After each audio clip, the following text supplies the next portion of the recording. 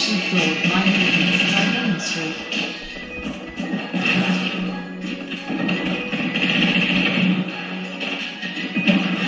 Focus on stretching the body.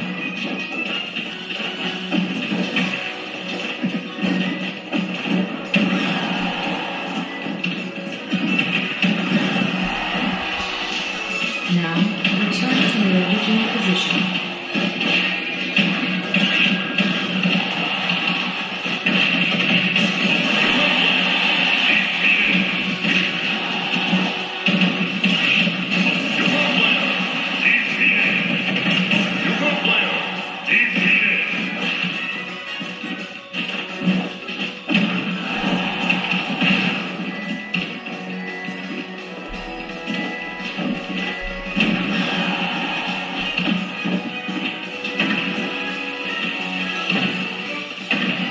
Watch the flow of my movements as I demonstrate.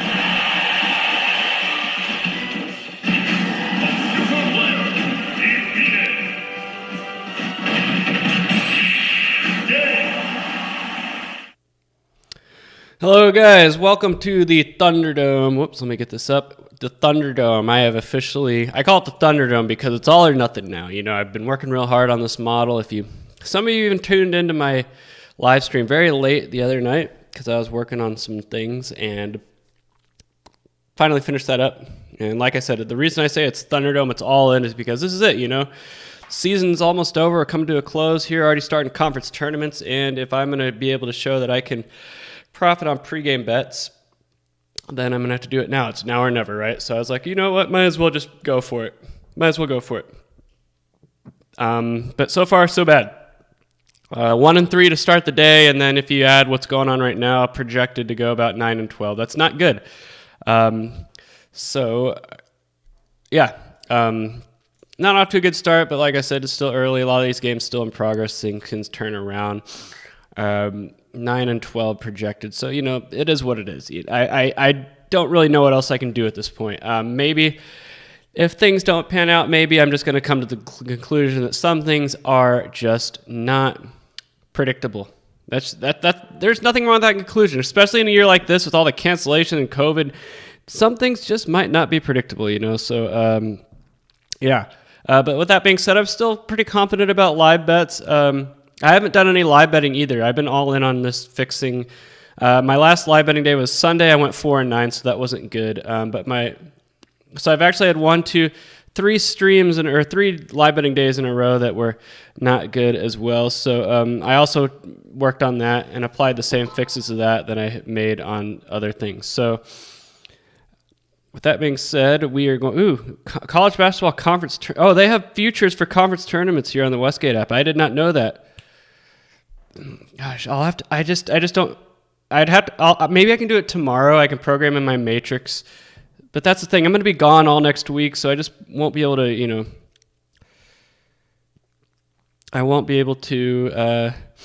get what you guys need for that. So it would just have to be something internal. But yeah, I mean, Belmont minus 175 in the OVC tournament. I think the field is a good bet there compared to Belmont. I can see them falling apart. Liberty minus 300 to win the Atlantic Sun. Winthrop minus 500 to win the Big South. It's going to be them, guys. I think at minus 500, I think that's a great bet. Loyola Chicago's minus 300 to win the Missouri Valley. I like the field there. I do like the field. I think that's a little too high for Loyola in the Valley, especially on a neutral floor. West Coast Conference, Gonzaga minus 1,200. It's going to be them unless they just don't care. Here's an interesting one. This one's pretty wide open, the Southern Conference.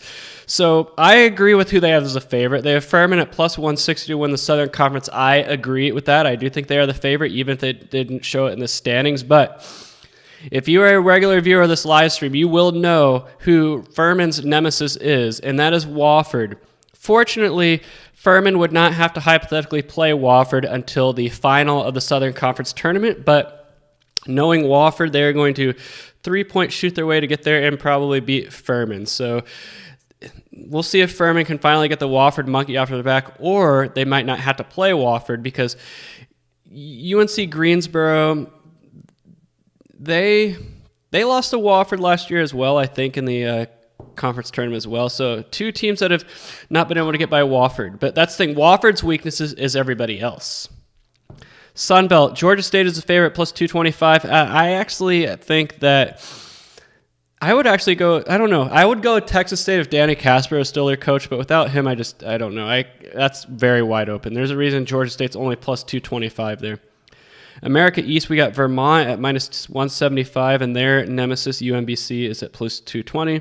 CAA, very wide open. James Madison, slight favorite, plus 250. Gosh, I honestly think that's probably correct, but Northeastern is very capable as well. That league's not as strong as it's been in the past. All right, Summit League. South Dakota's plus 120 is the favorite. I actually like, as long as South Dakota doesn't have to play their nemesis North Dakota, they should be fine, because North Dakota loses to everybody South Dakota can beat everybody except North Dakota, who they can't beat. And fortunately, they're not on the same side of the bracket as North Dakota is, so I think South Dakota at plus 400 is a good value play. Just, based on nothing at all, just on looking at the lines, I would not count out South Dakota. They're not getting enough respect there. And then the Horizon League, for those of you who did not tune into the Horizon League tournament madness last night, like total madness, all 4 games went to overtime. The top 2 seeds lost, and Wright State, the overwhelming favorite in that league, overwhelming favorite, blew a 24-point lead with 6 minutes to go and lost to the 8 seed Wisconsin-Milwaukee on their home floor. So, second year in a row, Wright State has entered the Horizon League tournament as the favorite and lost in the first round on their home floor. It's happened 2 years in a row now. Last year, they lost to Illinois Chicago in the first round quarterfinal game on their home floor as a 1 seed, and they did it again this year. Unbelievable. All right, so let's get in. There should be some second half bets coming up pretty soon. We got Missouri and Florida actually is at halftime, but it's not showing up here.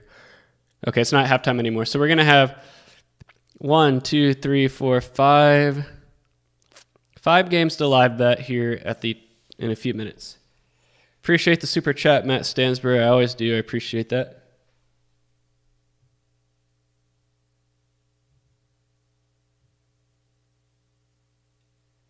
Yeah, Brian Elliott, that 19-0, I could not replicate that. So that was just a one-time thing.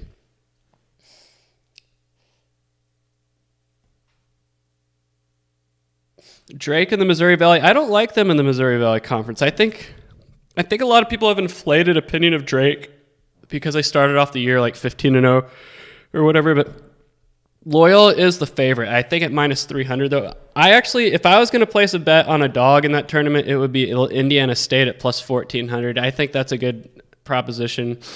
I know they got destroyed by Valparaiso the other day, but they're capable. They have 2 very good players. Not Jordan Barnes. Tyreek Key is very good, and they also have a guy named Jake LaRavia, who's pretty good too. And so in a tournament setting, and the good thing is they get Northern Iowa in the quarterfinal, which they match up very well with them. And then hypothetically, they would get Loyola in the semifinal. But here's the deal. They're one of the only 2 teams to have beaten Loyola this year in the Valley. So Indiana State, I think if Indiana State can get past Loyola in the semifinal, I would take them straight up against Drake or Missouri State. That's just how I see it. But yeah, if I was going to place a total gut-based, non-model-based bet on the Missouri Valley tournament right now, it would be Indiana State at plus 1,400. Not Drake at 375, not Loyola Chicago at minus 300, but Indiana State at plus 1,400 would be my play.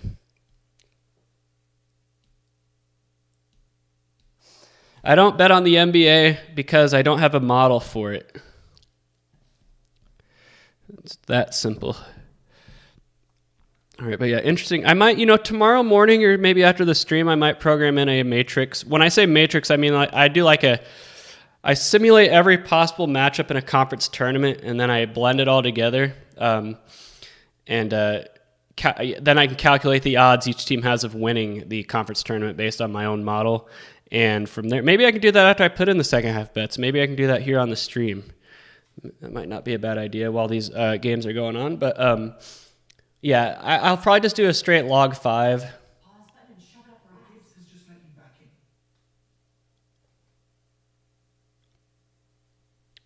Yeah, sorry. I was like, is that Riverdale? Because it's not. But I might just do like there's a bunch of different ways you can measure win probability. Like I said, a log 5 is the least computationally expensive. I could also run my Monte Carlo, but that would take a long time, especially in conference tournaments. Here's the deal. A lot of these brackets are very complex. That was the one thing last year that was very time consuming, was like coming up with all the different ways these conferences arrange their brackets. Like there's some conferences that reseed their teams after every round. And then you have like the ACC that has like triple buys and everything. So like I pretty much had to create a matrix for every different kind of conference tournament. Like the Horizon League has it easy, you know, top 8 teams, just simple one by one bracket, right? But some of these conferences have very complex conference tournament bracket structures, and that's probably what would keep me from doing something like that on stream, because just for the sake of computational power, maybe the blender. I would combine the blender and simple log 5 as the 2 win percentage metrics for each team. Maybe I could do like a sample Missouri Valley simulation and see if my Indiana State theory is true. Maybe not. Because you got to remember, the reason Loyola is probably such a big favorite is because they're just ranked very high in the rankings. I know they went to overtime against Southern Illinois the other day, so that might have knocked them down a pad, but I still have them at 19. That's still way higher than anybody else. Indiana State's 125, Drake 75. So Missouri State 104.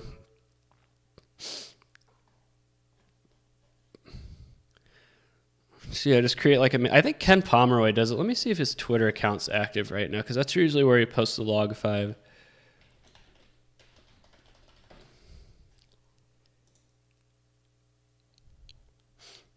I bet he has a post about Wright State from last night.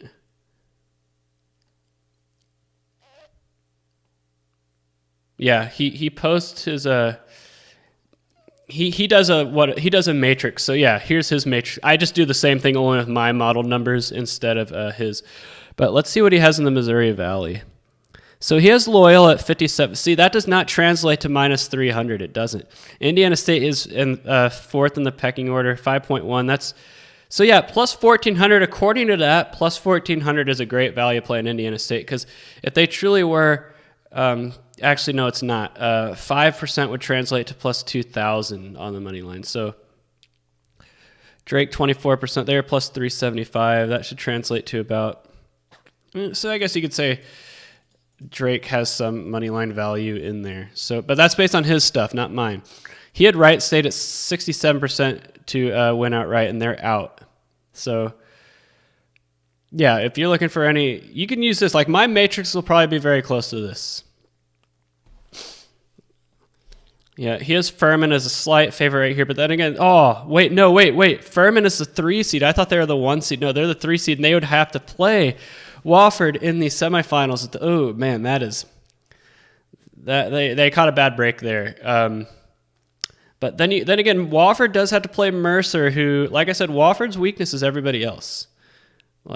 So anyway, just in case I don't get to the being able to put out matrices like that, Ken Palms is probably pretty good too. Let me see Wofford here. I want to see how they did against Mercer this year. Here they are. So they beat Mercer in both their matchups, and they were 1-1 against UNC Greensboro, and they swept Furman. So against the teams ranked ahead of them in the bracket, they played very good. But like I said, their losses came to teams like VMI, Citadel, Chattanooga, East Tennessee State, so everybody else except Mercer. So yeah, I would not be feeling confident if I were Furman right now. All right, let's see if there's any games at halftime yet. There are 2 games, Oregon State and Utah, and then we have Lehigh and Boston U, which I don't see in here. I wonder why. Oh yeah, so we've already had one team have to exit a conference tournament, not because they lost, but because of COVID, and that was Holy Cross. in the Patriot League quarterfinals. So Loyola MD was the beneficiary of that, gets an automatic advancement to the semifinal. I don't think it matters. Colgate's going to win that league. All right. Oregon State plus 2.5 and 73. Let's see if this is my first crack at my new system for live betting. First crack. Whoops. Is my R frozen? No, you can't be frozen right now. I got a live bet to put in.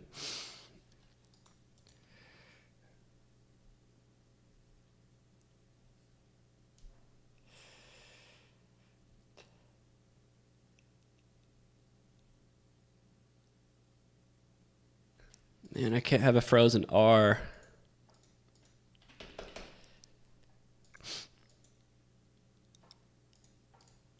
That's where I get my... But I don't want to have to restart it either. I don't know the last time I saved the workspace was.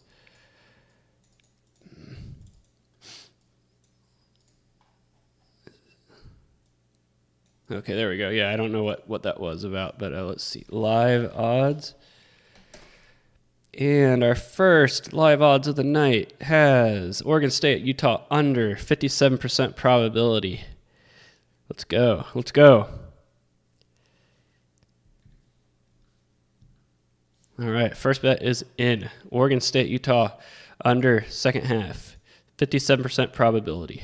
This is Sunday, by the way. I went 4-9 on Sunday. That was bad, right? And I was actually 2-9, but the last two came in for me. Navy only won that by like a point.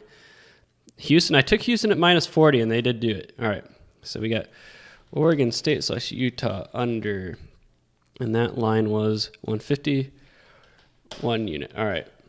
That is the first of hopefully many tonight.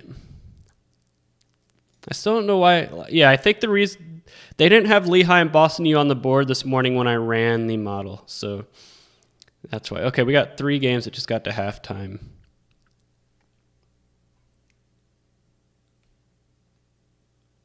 Yeah, that was my biggest issue when I lived in the Eastern time zone is that, you'd have games that would end at like 2 in the morning. College football games on Saturdays, and they weren't like Hawaii. They weren't the Hawaii game either. It was a Pac-12 game.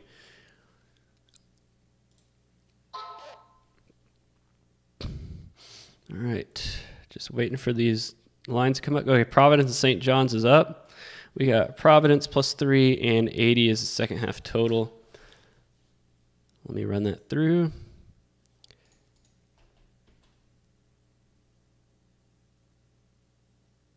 Okay, we got 2 plays. We got Providence plus 3. That's a probability of 61%, and then the over is a probability of 68%. Let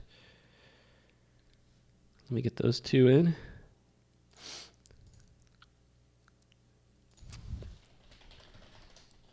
Yeah, so that win probability is a new thing I added. I'll explain it here in a bit after I get these in.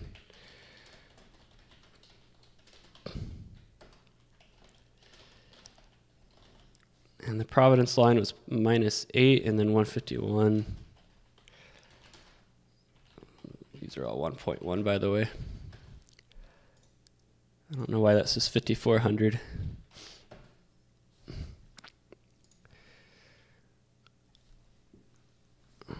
Like I said, it's do or die, do or die. NC State, Notre Dame. We got NC State plus 4.5 and the total of 77.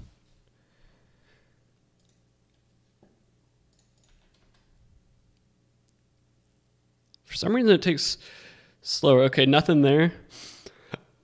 Nothing there.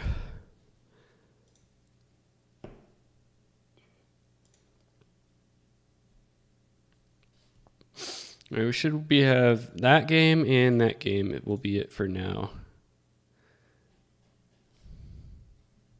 The Thunderdome. 3-3 spread, 5-5 total, 2-3 money lines. So actually doing my trials, money lines were actually the most successful. And those, I'll explain that here in a bit. Let me get at this Florida A&M line in.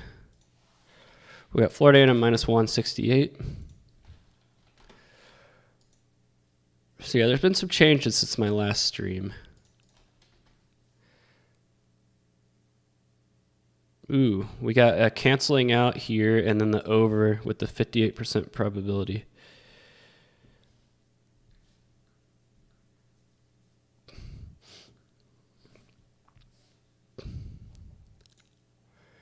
So Florida A&M, NC Central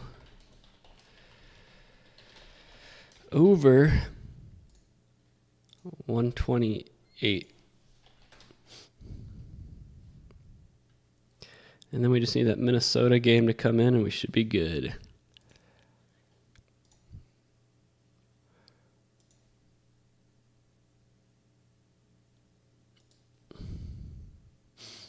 So I'm waiting for that Minnesota line to come in.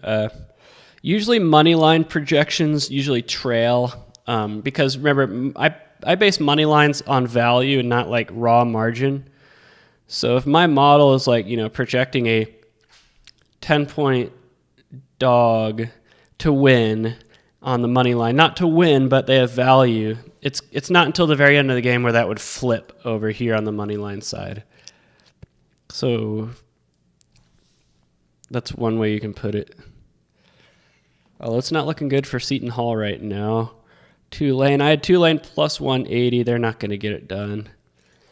The other one that I could flip right now, Notre Dame, I have them, and they're down by 8.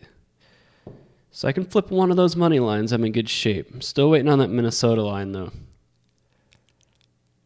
But yeah, when I was doing like the trials and everything and the test train for my new approaches, the money line was very promising. And okay, there's the Minnesota line.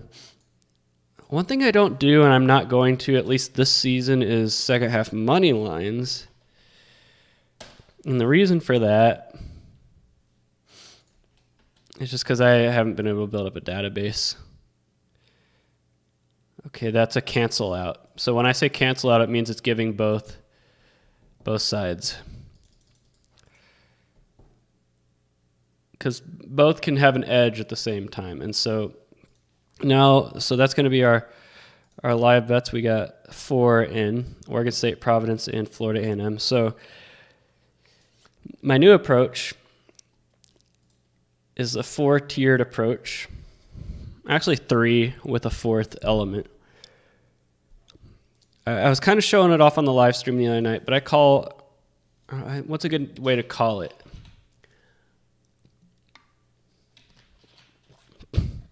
So when I'm computing edges, it looks at the logistic regression odds, the random forest odds, and then a scaled combination of the two if they're in agreement, and then finally what the percentage is if they're both on the same page and both within their key zone, I guess one way to put it. And that's how I come up with these edges over here. So if I press tree ATS 2H ATS matrix, then the 61% corresponds to the logistic regression. So based on a logistic regression, Penn State with a live line of minus 16 has a 61% chance of winning. But based on the random forest, it's actually Minnesota at plus 16 on the live line that has a 60% chance. So, they cancel each other out. So that's kind of where it is.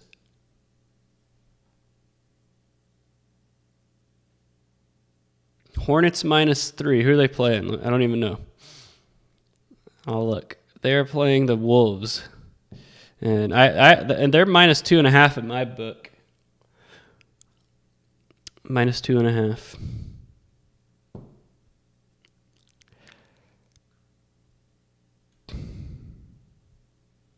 Yeah, these conference tournament odds are very, very... I could build a very quick matrix right now just to demonstrate. So let me do that.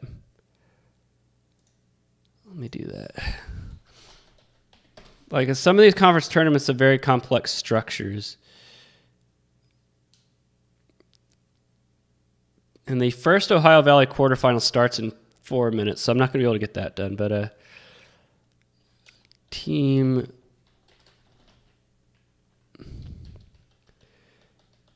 How would I do this last year? I created like so seed and then team.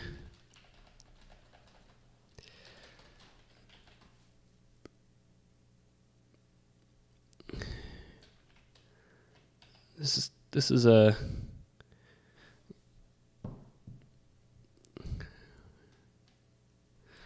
Loyola, Chicago, Drake, Missouri State, Indeed. And then what? Those are the top four. I know that. I don't know what the exact Missouri Valley bracket is.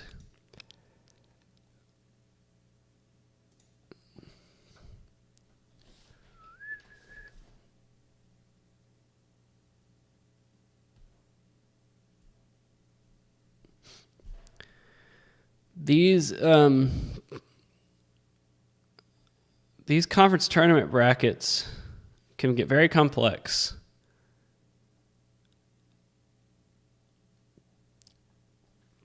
Very, very complex. Evansville, Valparaiso.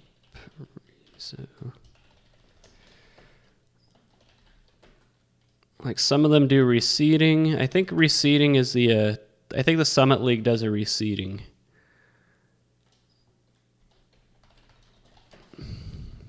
Does he have a forecast for the Summit on here? No, not yet, even though they have their bracket set.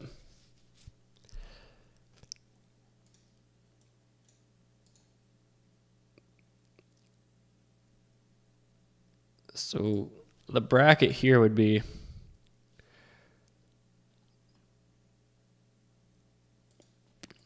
it's the 7, 10, and the 8, 9. They play a first round game. What you do is you create a win percentage table of all the hypothetical matchups, and then you simulate the bracket. I had like a whole setup last year. I don't know if I still have it, but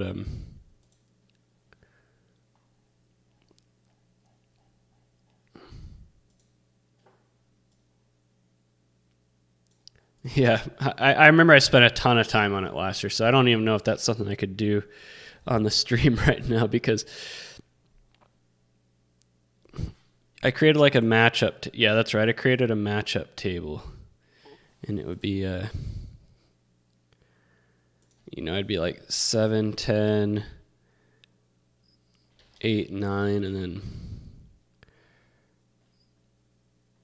yeah, so it would be like game 1, game 2, game 3, game 4.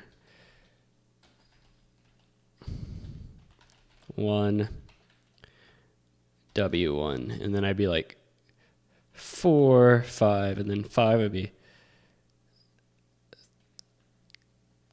2, W2, no, W2, W1, and then 6 would be 3, 6, and then game 7 would be W3 and W4, and then game 8 would be W5, W6, and then game 9 would be W7, W8. And so the problem is that's a very easy tournament setup that the Missouri Valley does. But like I said, there's some conference tournaments that have like, double or triple buys to the semifinals and reseeding and all that, so it's a lot more complex.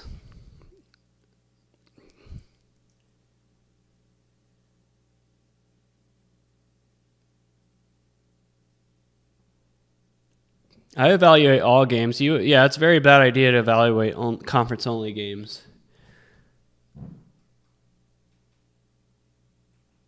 Very bad idea. All right.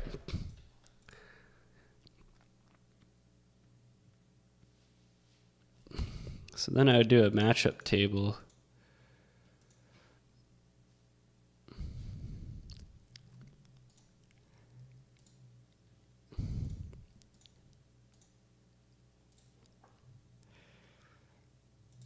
I'll put this in the Monte Carlo section. Let's see, MVC forecast.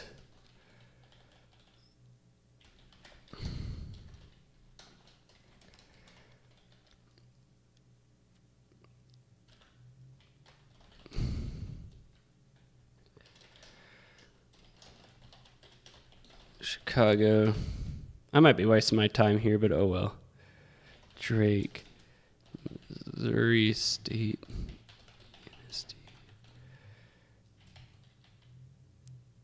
Yeah, this is something that, that's something I have to dedicate time to. But yeah, that's kind of how you do it. What you do is you create like a matrix of all hypothetical matchups that could happen. So pretty much every team versus every other team. So this would create like a matrix of, I want to say like 56 different combinations. And you just go from there. All right, Oregon State and Utah is starting the second half as we speak. It's 40-37.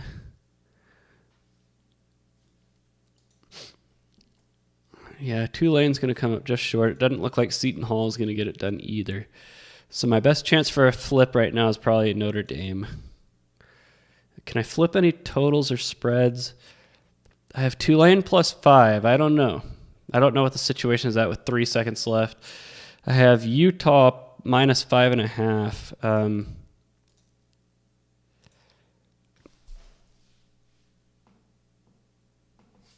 Which, I mean, would I have the under in that one? I mean, they haven't scored any points in the first 50 seconds, so that's, I can't complain. I could flip Oregon State, and then I also have the under in this game as well, 135. So I have two unders, 135 and 150. The 135 probably will not happen. I don't see that flipping. Is there anything else I can flip? We got a total here. Oh, yeah, that's not going to go over. So pretty much everything above here can't flip. I'm not going to flip this under in the Utah game. I can flip the spread. Minnesota, Penn State. I have an under there. It's about 5 points off the pace right now. It could happen. And then, I'm talking Notre Dame. Yeah, it's only 6 points off the pace. So, it's not over yet. And then my best chance for flips are these, and then right here, the spread in the Utah game, which Oregon State draws first blood in the second half, and it's 40-39 with 2-point score in the first 2 minutes. I'll take that any day when you have an under bet. And what do you know? The projected total already dropped by 3 points. Me or Tucker Carlson? Me. Tucker's on 5 nights a week. I'm only on one night during the week sometimes. I'm doing a Wednesday live stream. This is kind of like my comeback video. Okay.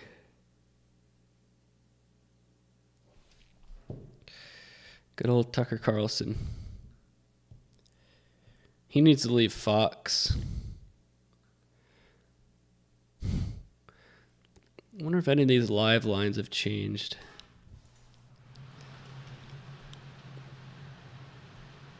Nope. All still the same. All right, Utah's up by 3.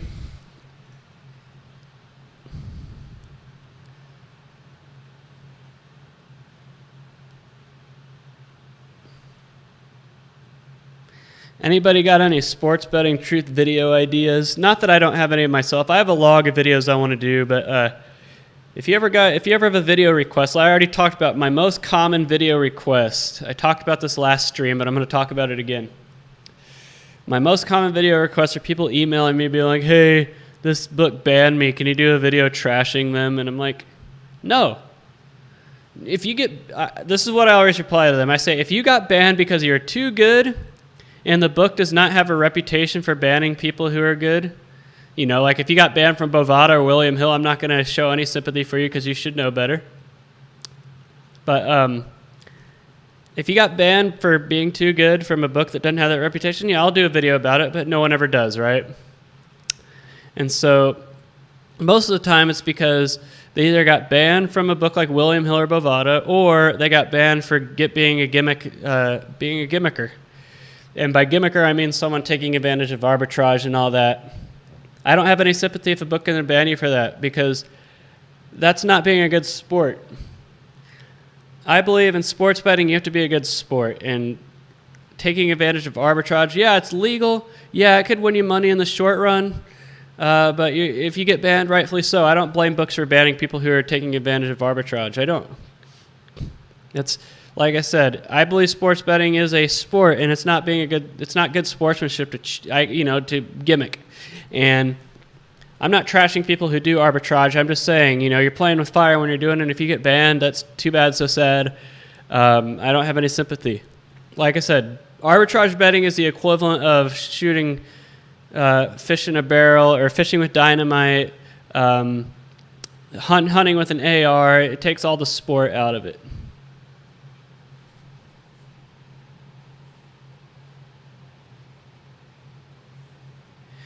Calculating implied probabilities. There's a lot of different ways you can do it.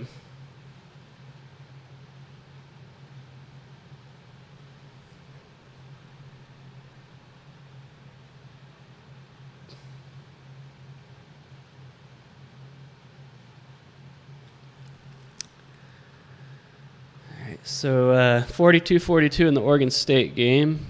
So we are just over 3 minutes into the second half, and there has been 8 points scored, I think. So yeah, this total is dropping more. That's a foul. Oregon State could take the lead here. But yeah, if anybody has any video ideas, I'm glad to entertain them. As long as it's not about whining about being banned for arbitrage betting. Or my favorite, blatantly violating the book terms of service.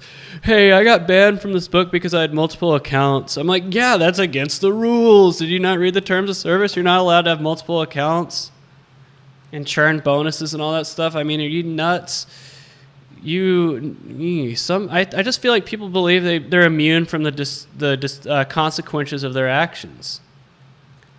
Jeez. So here's the deal with Utah. Oregon State's gone to the free throw line twice in a row. They missed the second free throw, and Oregon State rebounded it 2 times. So pretty much Oregon State just scored, I want to say they scored 5 points on a single possession because they missed the free throw, rebounded, and then hit a 3. Now they're up by 4. So a 5-point possession. Nice. So the odds of flipping that -5.5 are not as good now.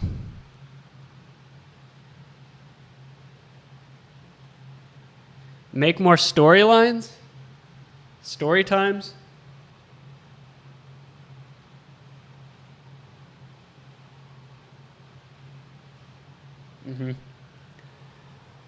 All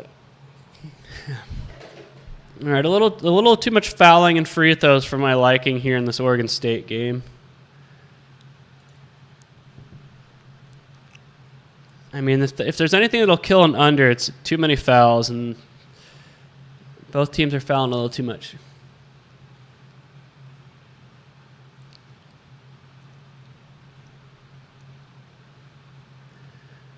So the NBA is going to donate $3 million to HBCUs. Okay. $3 million, first of all, is a drop in the bucket for the NBA. And second of all, $3 million, that's the price that they get for bye games. HBCUs play all these bye games in non-conference, and they make way more than $3 million playing bye games.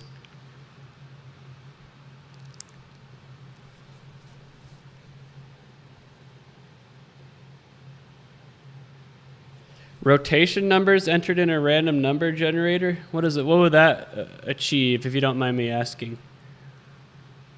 I understand rotation numbers, but why put it in a random generator?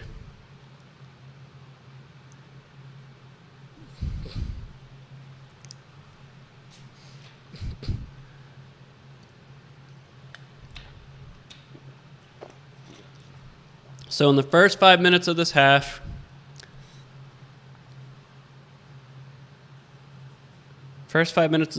we've had 16 points scored. So that's a pace of 64. That would go under, I think.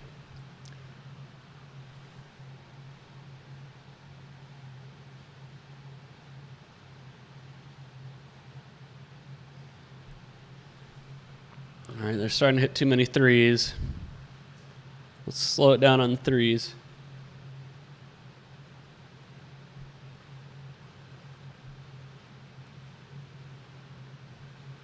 Organizing and managing data, man. I don't know if that would be I don't know if I'd be able to do a video about organizing and managing data, because that's just kind of something you do. And it's a skill. Yeah, organizing and managing data is definitely a skill.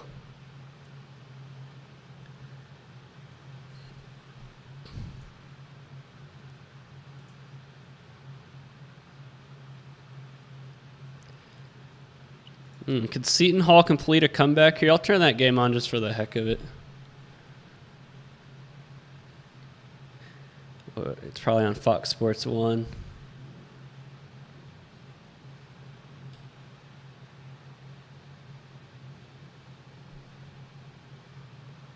But yeah, I mean, being able to wrangle data just comes with the territory.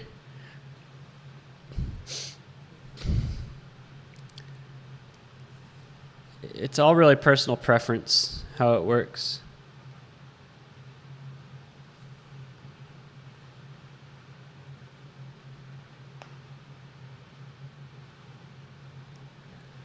Yeah, I don't think Seton Hall is going to complete this comeback. They're down 9 with 2 minutes to go. But hey, Wright State last night was up 11 with 1:15 to go and lost, so anything could happen. But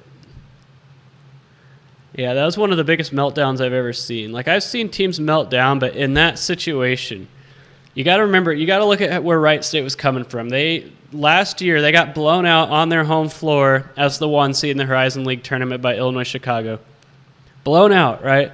So they've had a year to think about that. And so this time they were blowing out Milwaukee, up 24 6 minutes to go, and I don't know what happened, but I couldn't even imagine what those players are feeling this morning.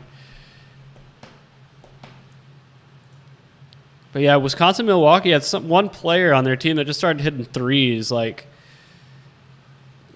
he just could not miss.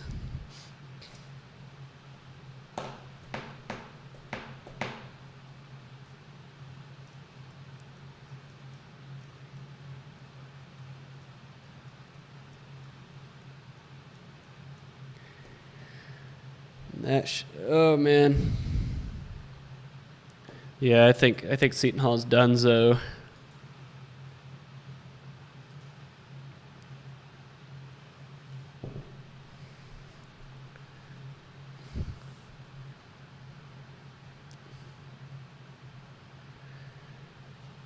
Adama Sanogo. If he makes 2 of these free throws, I think it's over. I wish I knew if that was I am so unaware of the NBA that I don't know if the Pacers are good or if the Cavs are good or bad. I do not pay attention at all. Oh yeah, I'll have bracket simulators ready to go. I just don't have it programmed in yet. Maybe I'll work on it tonight, because I'm gonna have a lot of content for March Madness. That's why I moved my ski trip up a week, because I'm gonna have a March Madness blowout on this channel. I'll be back for my ski trip on Friday the 12th, and Saturday the 13th I'll do probably an all-day live stream for the championship Saturday is what I call it. And then I'll probably do a live stream for Selection Sunday and live stream the reactions and all that. And then I'll have bracket breakdowns.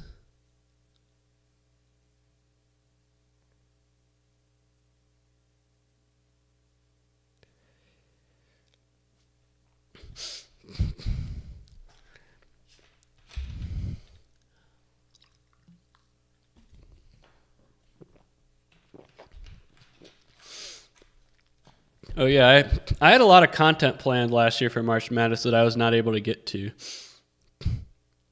Man, Seton Hall just missed 2 free throws. They've missed 3 of their last 4 free throws. They're not going to come back because of that. I'm going to flip it back to the Oregon State game.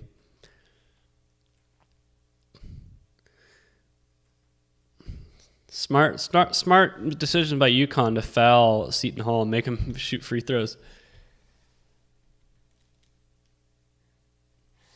That's the thing. I still don't know. I don't think my cousin's going to come for March Madness, and I was talking about this on my last stream. I moved up to 15 and 12. That's good. But I don't think I'm gonna do a sports book this year for March Madness because I just don't think I could do the whole mask stuff for all day, you know. Which, you know, speaking of masks, I'm jealous of all my family that's in Texas right now because no longer have to wear masks. Okay, we have a second half bet. Why don't... It's Texas A&M, Corpus Christi, and Sam Houston, but, you know,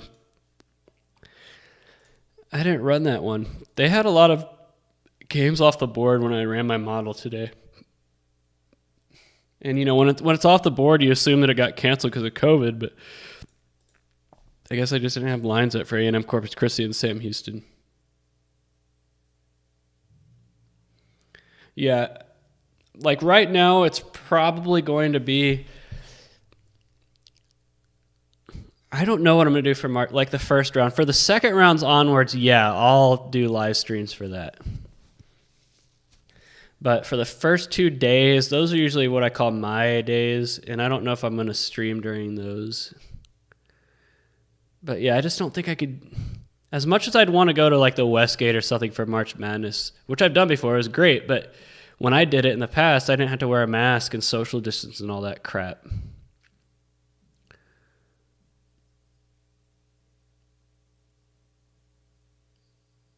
I guess what I could do is take like a bottle like this and just sip it the whole time. That's what I did on the plane. When I flew to Texas back in August from San Diego, that's what I did. I didn't have my mask on the entire flight because I had like a bag of chips and I just like ate like one chip at a time very slowly.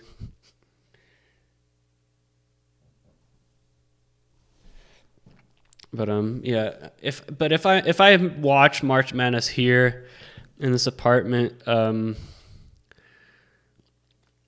the first 2 days. When I say first 2 days, I mean the first round. I don't know if I'll stream or not. I might just watch it and just enjoy myself. But second round onward, yeah, I can make it work. Yeah, a lot of content planned, but I need to get on it because I'm going skiing. I'm leaving Sunday morning.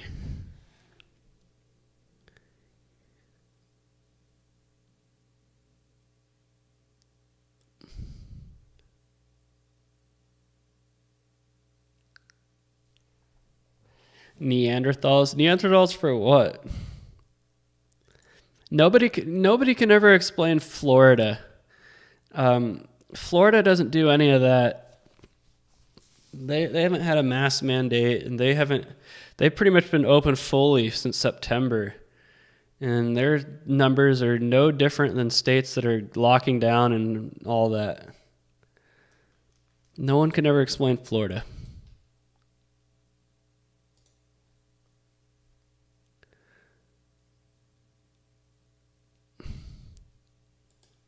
No, yeah.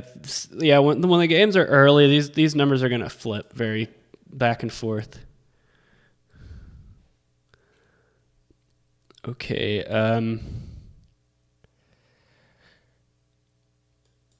What are these new games that started? What do I have in those? So these 4. I have under in Colorado State, New Mexico, which is tracking very close right now. I have under in Belmont, SIU, Edwardsville. I have Incarnate Word on the money line and under there. And then I have Southeast Louisiana, Central Arkansas over, which is, 0.1 off the pace. And then Central Arkansas is a slight favorite. But yeah, I'm most excited about seeing how money lines do with my new approach. I mean, doing the testing, it looked fine. I can show you.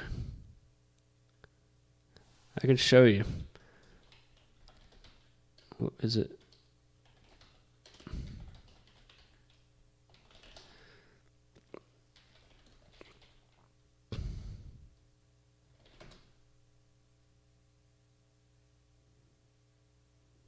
Oh man, that's taking a while. I guess it's because I'm running other programs. It doesn't take it goes a lot faster than that, I guess, when I'm not streaming.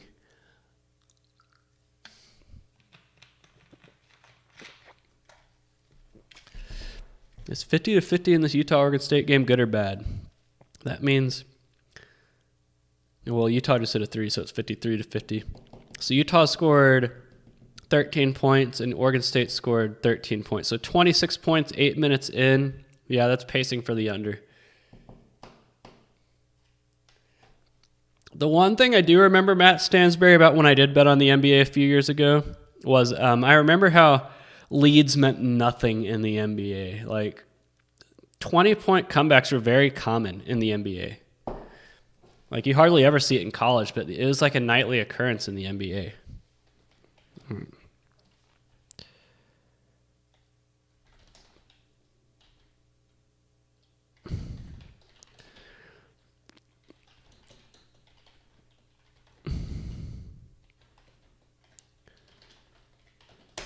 So, man, I'm running extra slow right now. But here's why I'm so excited. So I just did a 50 simulation cross-validation of my money line model for money lines. And, wow, that's...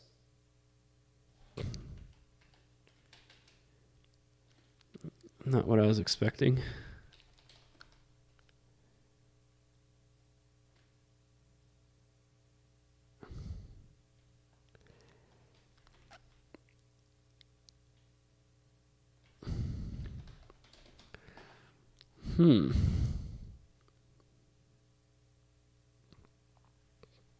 Let's see what the random forest graph looks like. It was a lot more pronounced in it was a lot more pronounced earlier.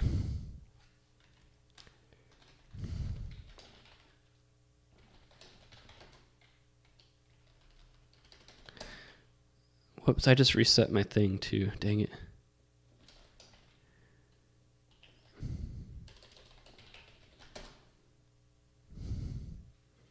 It was definitely more pronounced earlier.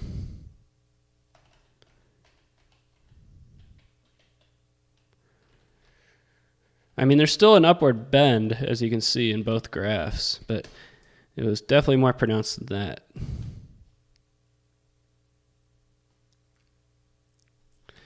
Well, let me work with it anyway. These are what are called scree plots, by the way. So you're looking for upward elbows, so you can see it at the tail end there. So if I separate it out by zeros,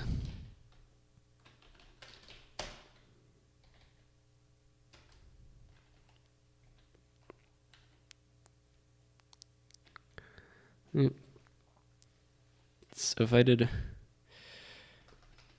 0.0817,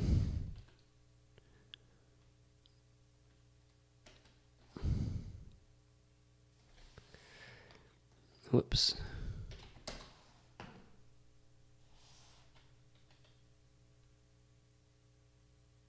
How to separate useful information from trash when you have an excess of data? Well, that's actually how I come up with stuff like this.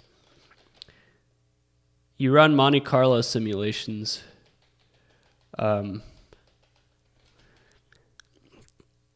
Variable selection and all that.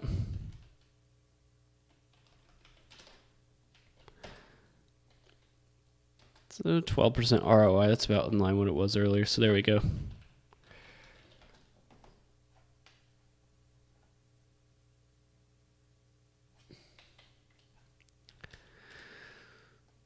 Okay, so that's a lot more defined right there, as you can see. Very defined. All right.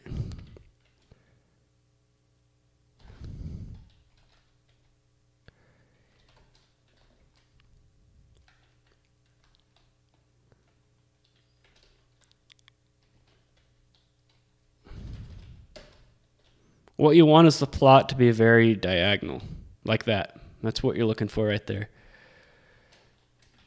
And the CC plot, yeah, that one looks pretty good.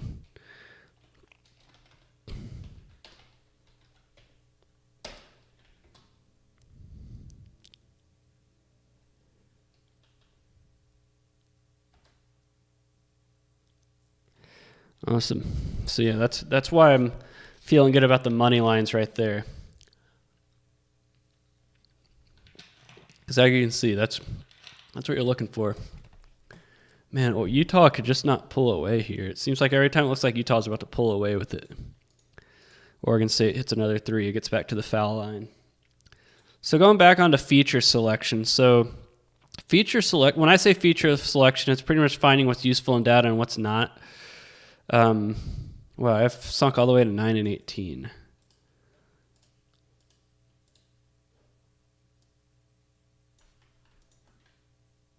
Yeah. Looks like I've met my match. But anyways, feature selection. There's a lot of different ways you can do it, but I like to loop through all possible, first of all, feature selection. You can do it in a regression plot, and it'll tell you the p-values of every model, or a random forest. Like, watch this. See, like here it ranks the importance of all the features in the random forest model p-values if you plug it into a regression-based model. So there's also dimensionality reduction. There's a lot of different ways to do it. Yeah, I want to see why I dropped all the way to 9 and 18. I know it probably has to do with a lot of these. No, it's mainly the later games that turned red. I knew Seton Hall and Uconn was going to be a loser. I knew that. Missouri and Florida. I have Missouri plus. Okay. For some reason, it's showing it.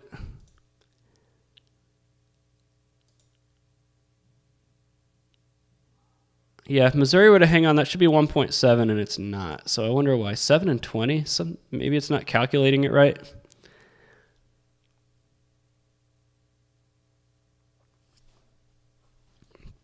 Yeah, I ran my new approaches on hypothetical plays from last night and Monday night, and it didn't do good neither night. So I just don't know what else to do at this point, though. Like, the test train is, like, I can only train and test so much. And the training and testing always comes out fine. So my question is, why doesn't the actual unseen data follow?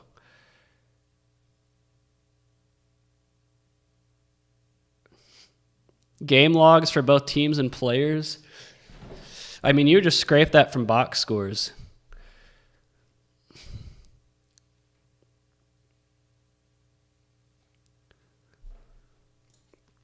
Yeah, I know it's not calculating money lines correctly.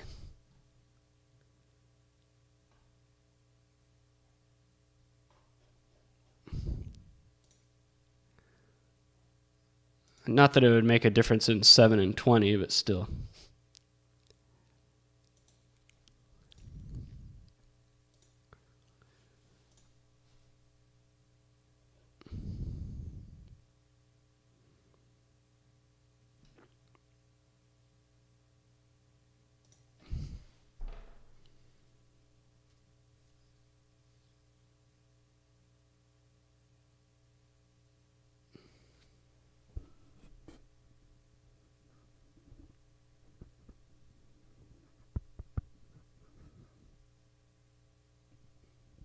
Game sim simulators, I mean, that's what a Monte Carlo simulation is. My Indian team approaches are game simulators. I do have one theory.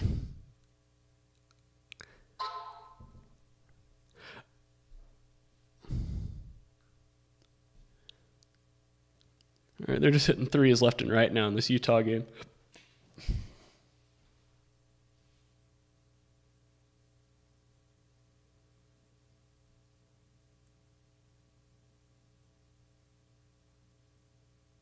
Well, that's what scraping is. Scraping is just auto-recording data from a website.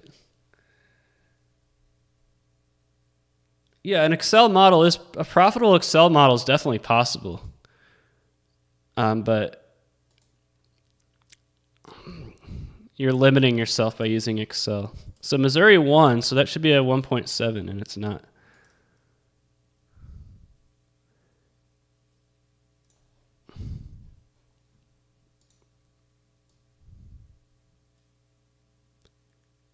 So I connected with Missouri, and it's not counting as a win for some reason. Yeah, I'm doing a baseball model. I'm just going to have to start from scratch.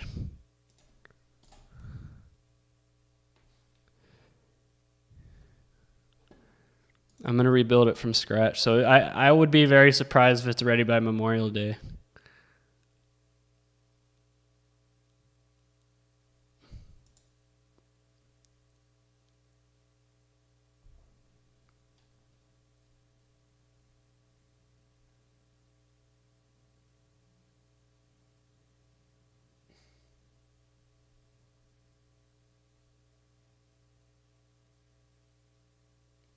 Well, if you have good preseason ratings, you don't really need to wait.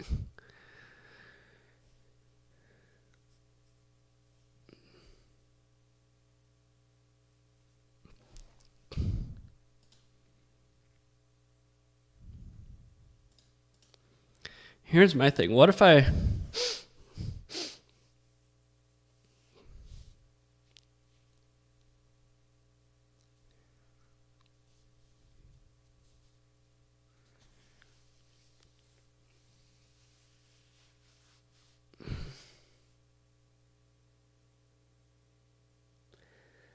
Yeah, this is crazy. Like,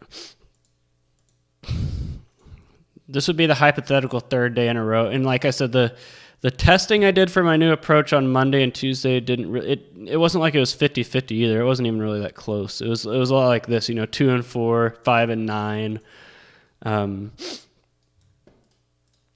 It was a lot like that.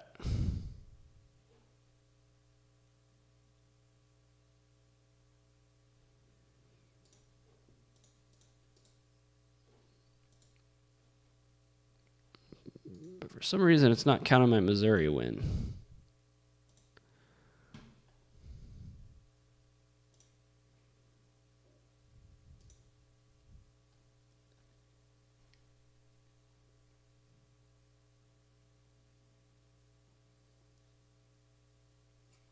I mean, you should, if you have good preseason ratings, you should be able to bet with it right away.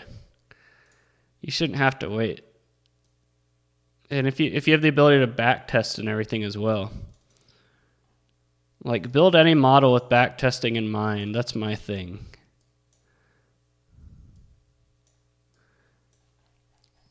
I want to grade my Missouri bet.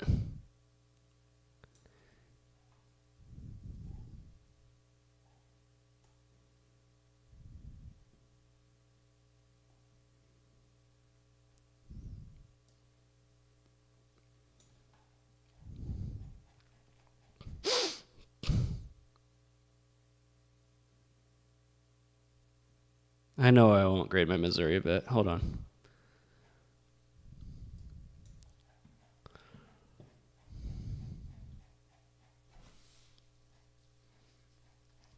Man. I have a lot of code in here.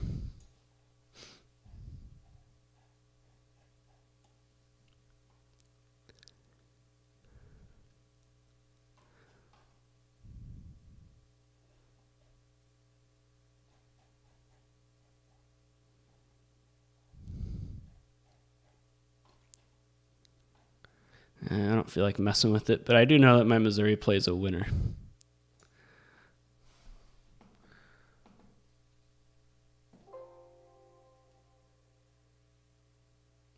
Well, back testing its previous seasons, no, you set up your model to where you can rewind it. And when I say rewind, I mean you rewind your model to, okay, here's what the stats were on this specific day, and then you back test against that day, if that makes sense.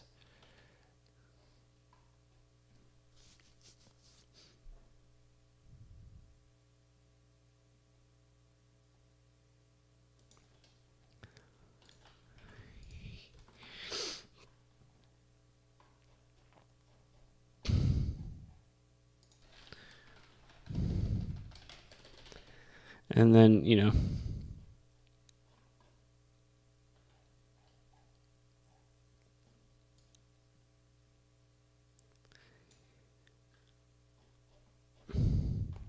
hold on, I'm trying to fix this so it counts my money line play.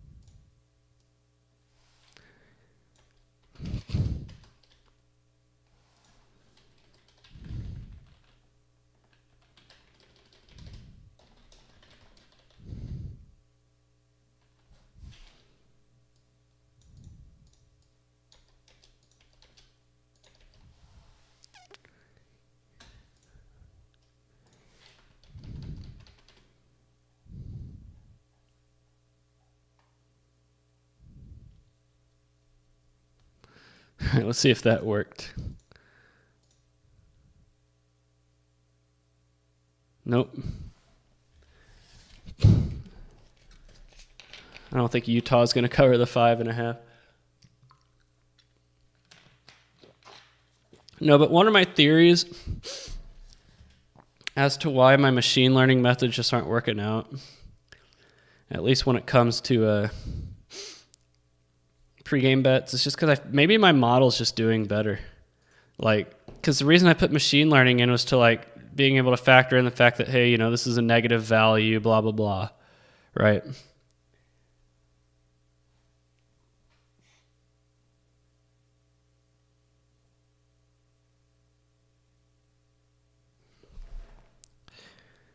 Because all these numbers right here are green, right? There's a lot more green than red right now, so that means the individual models are doing well, but the machine learning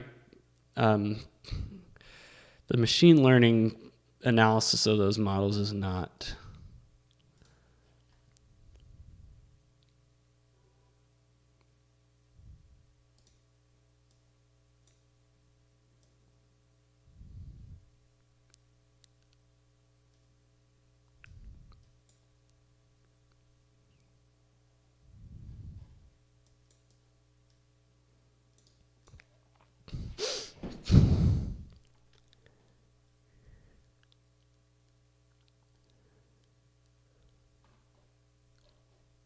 Whoops.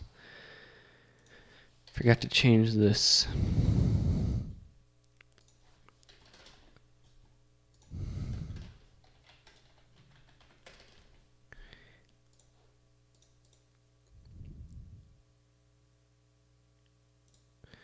All right, there's some progress in there. I just need to make it say, if a dog wins, I need to make the dog reflect.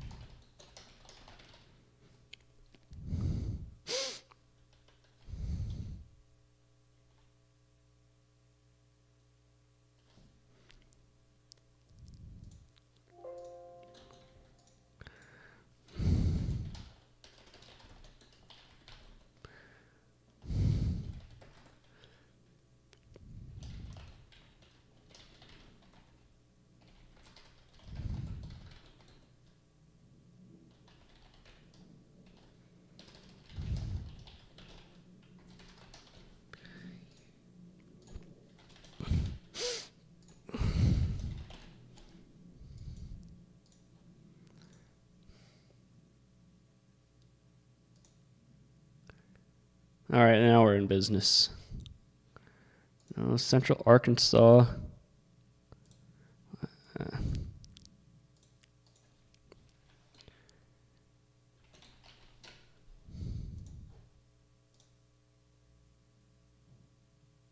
right, there we go. Now we're good.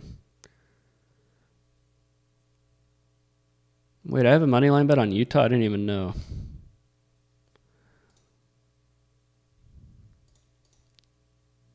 I don't think that Florida A&M game's going over. It'll be close. It'll be close. Providence, I had the -8. That's not going to happen. And the over is not looking good either.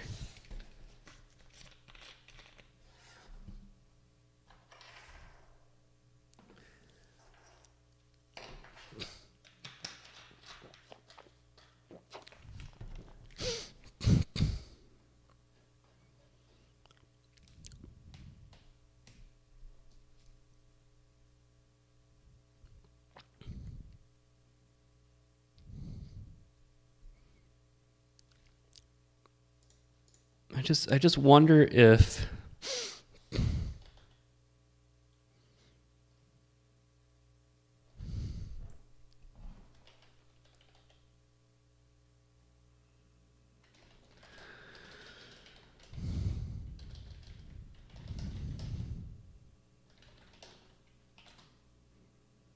man, ours running ultra slow when I stream. There's half There's going to be half times coming up here soon.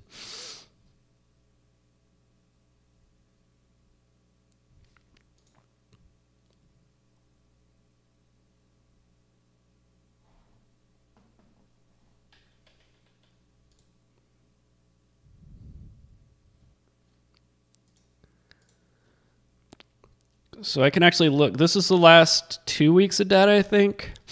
So I can see how all the individual metrics did on their own or when combined with the others. These are pretty good numbers. I think this might explain why my machine learning methods are not excelling right now.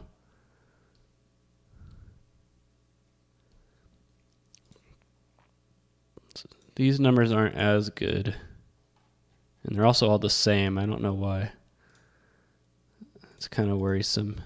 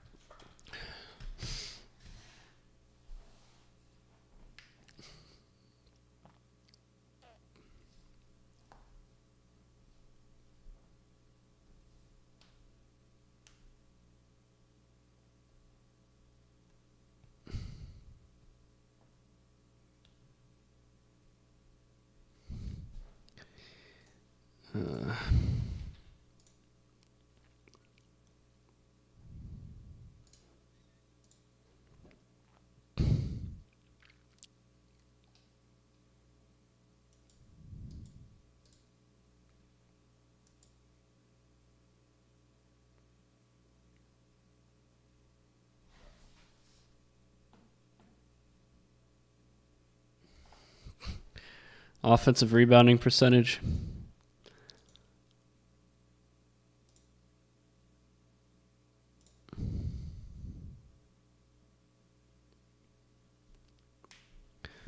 All right, 2 games are at halftime.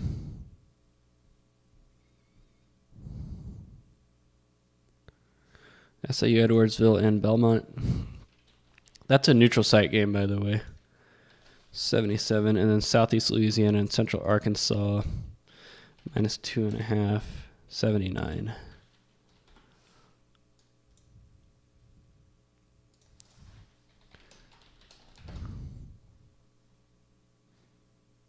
All right, the only one is Southeast Louisiana, or no, Central Arkansas. That's a 66.7%, by the way.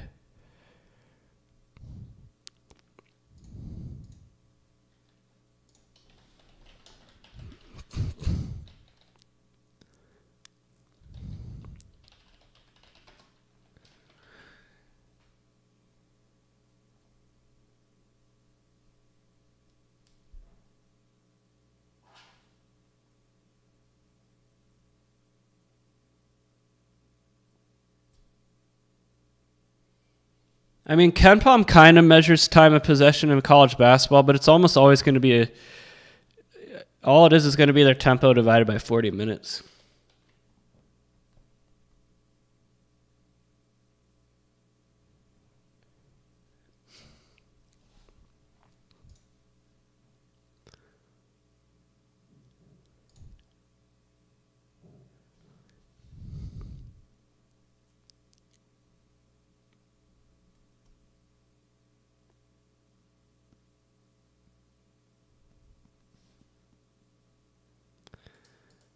And Notre Dame's not going to come back.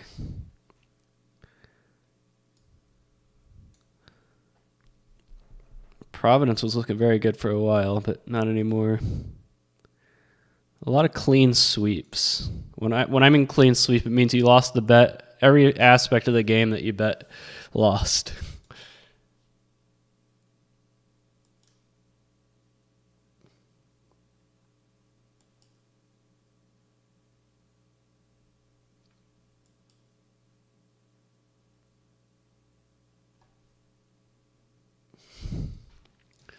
I mean, if you go to my website, you see that I pretty much have the same setup that KenPom has, and I use the same stats.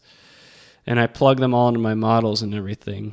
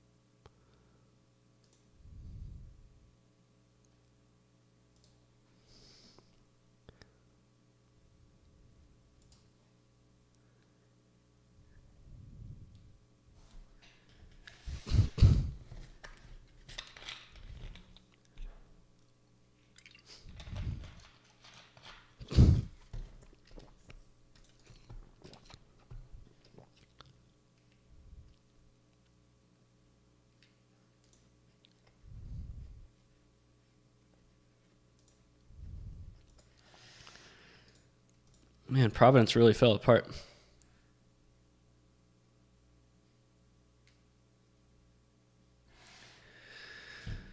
My machine learning methods don't work.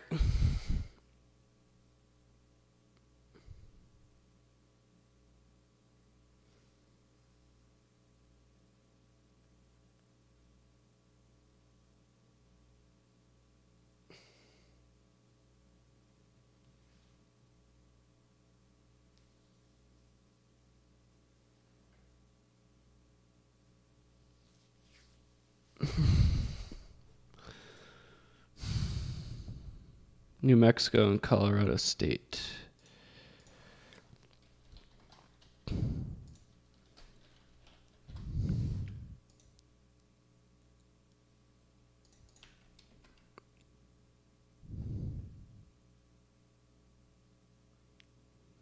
Under. Let's do it.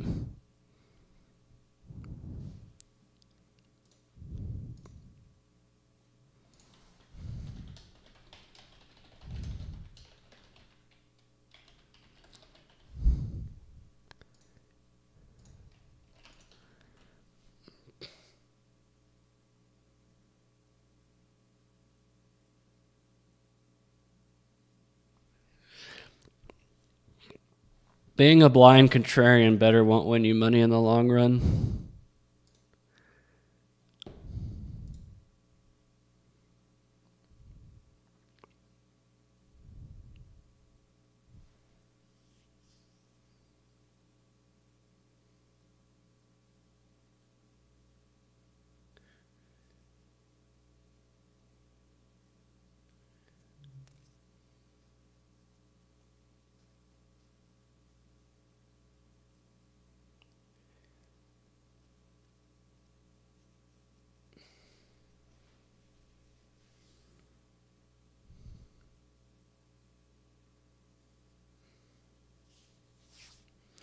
Maybe I should apply machine learning on the front end instead of the back end.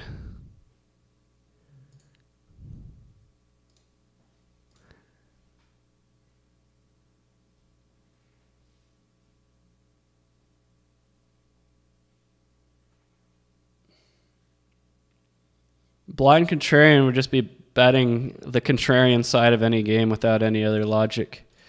You might win 50.5% of those bets, but not 52.5.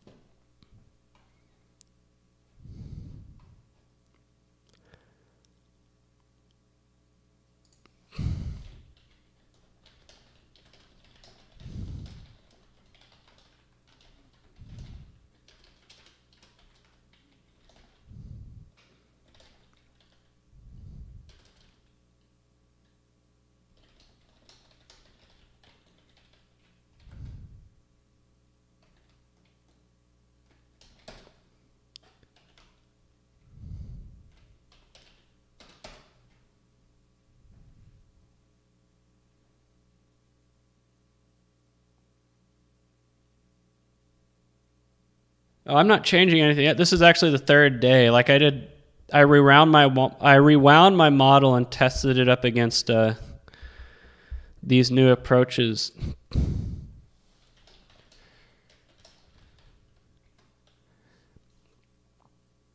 And it was pretty much the same results.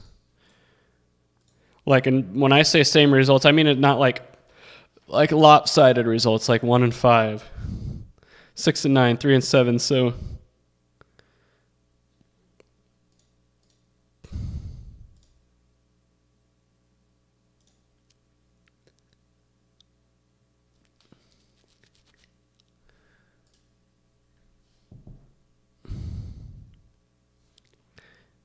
I don't have Northwestern State New Orleans in here.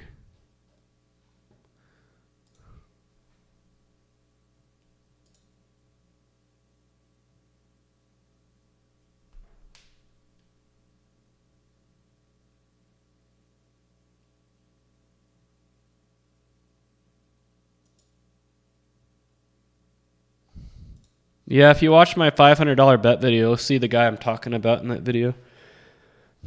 The tout marketer or whatever.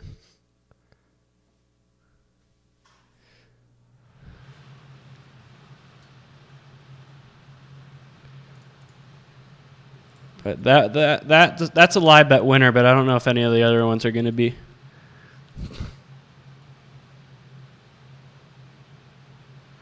How many features? Well, that's the issue. My machine learning methods pretty much analyze the outputs of these 5 models. But maybe I should apply machine learning methods instead to the front end instead of the back end. Like, these two are Monte Carlo models. They don't really utilize features. They just simulate a game based on a team's stats. This is a regression-based model right here, the blender. And, you know, they use, there's a lot of features to choose from, and I just use a stepwise feature selection for both of those. The ATM is a k nearest neighbors based model. And the simple is just like a kind of how Ken Palm does his stats predictions. I don't bet parlays because parlays lose you money.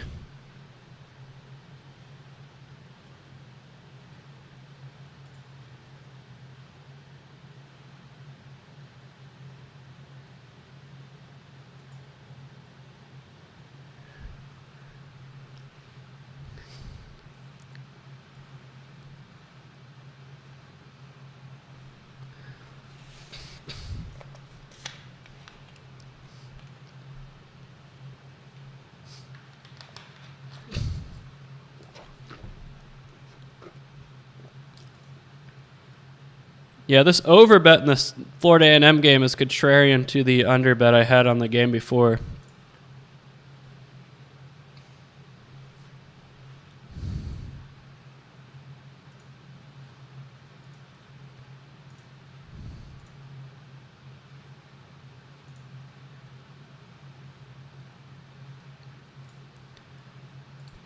Yeah, all these 3 are going to likely be losses.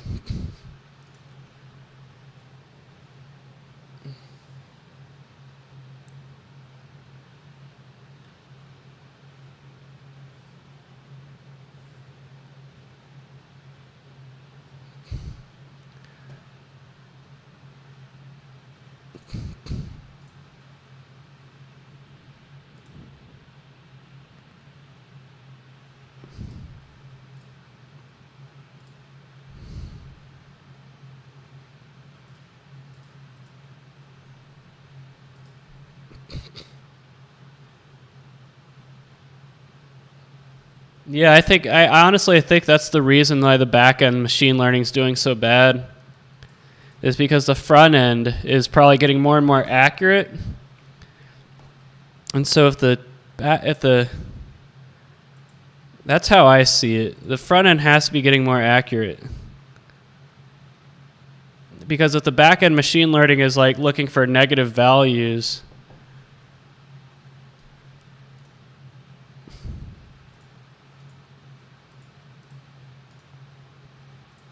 that's how I see it.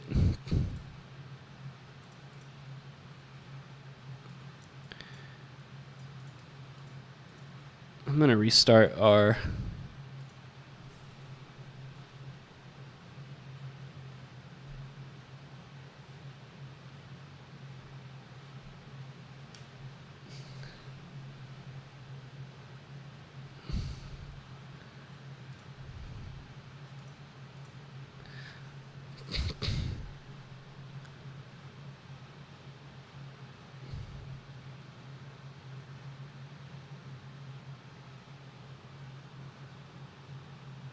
Yeah, I'm going to test the front end because it's just...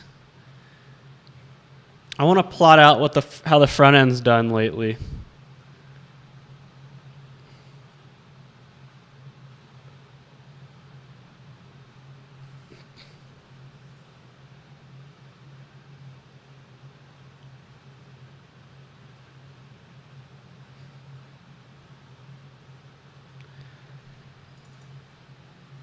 I'm just waiting for this image to save.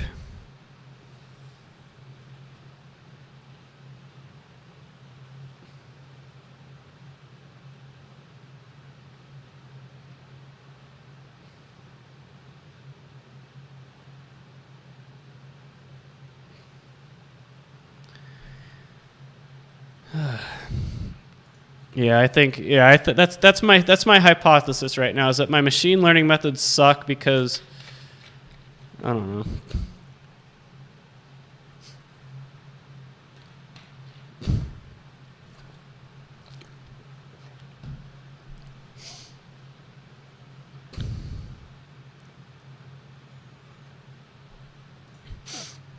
Yeah, but it's been like this. It's been lopsided like this 3 nights in a row.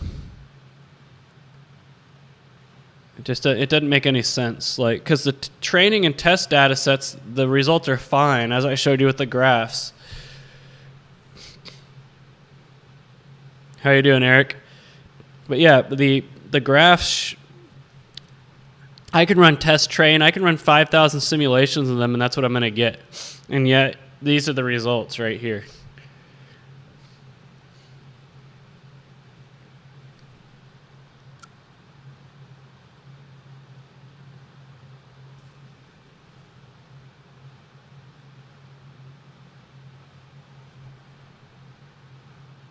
Either that or some things just aren't predictable.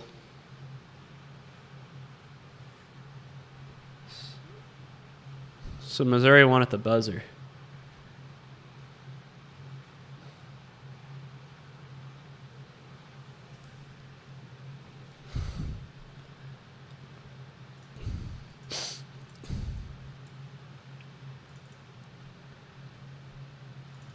I want to plot.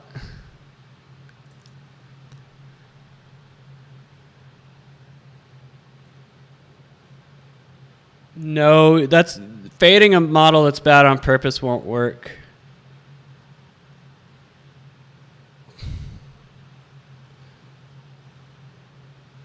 Because if you can make a bad model, why not just make a good one, right?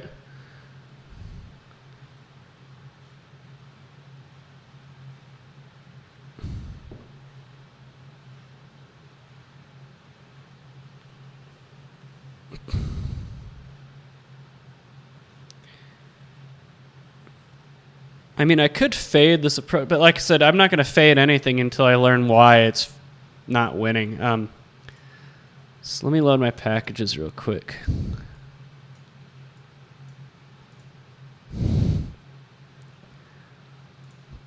Model diagnosis.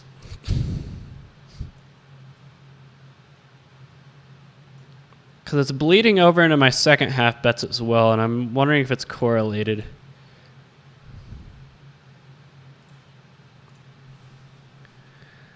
So is it?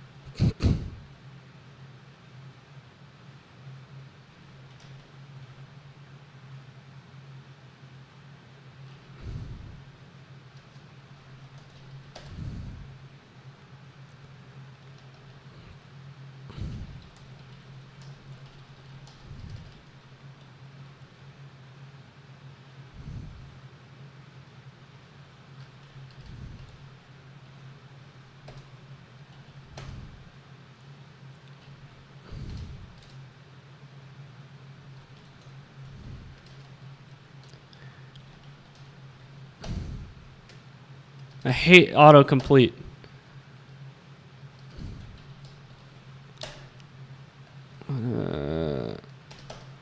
There we go. All right.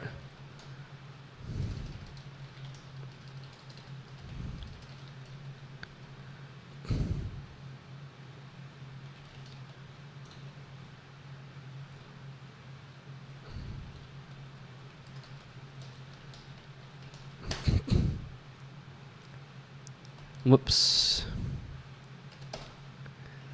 What does this plot show? Okay.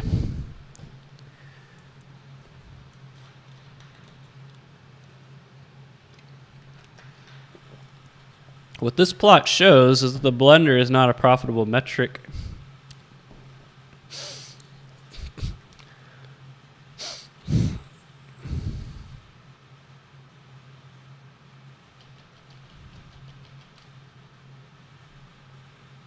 So that's what the machine learning looks at right there. It says, okay, when the blender is in this zone, it's profitable.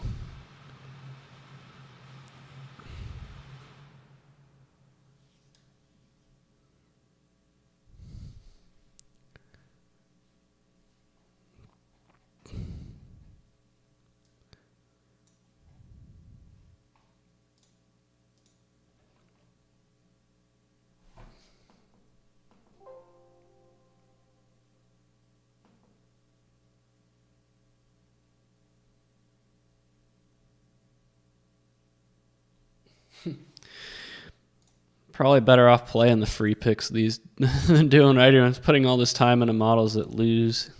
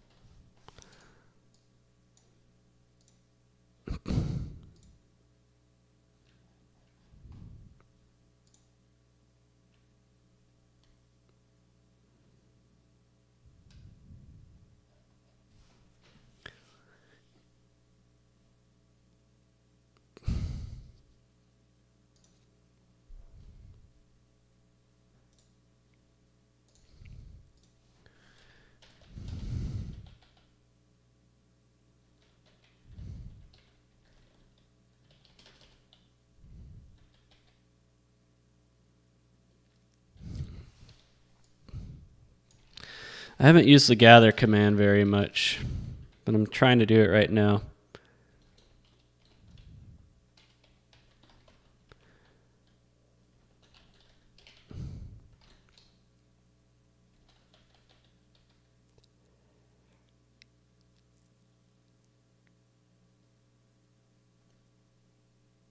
It's been a while since I've used the gather. Let me do.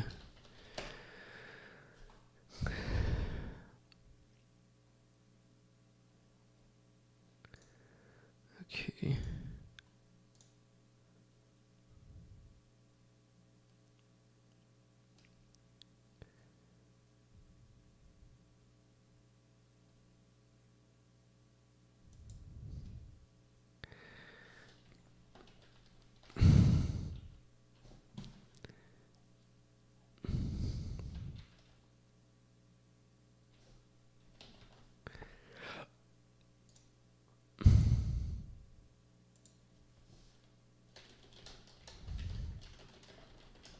Let's see if that works. I don't know if it will or not.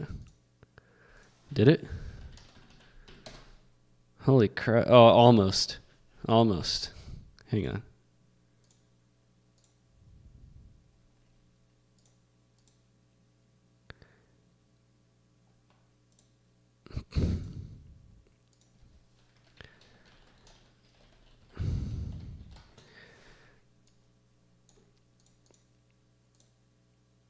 There we go. That's what I was looking for right there.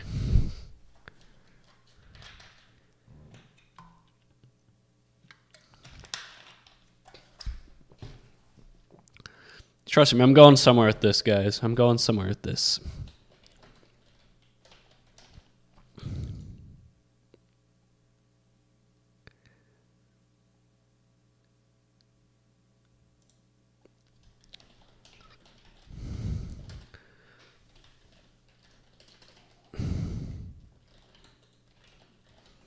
All right.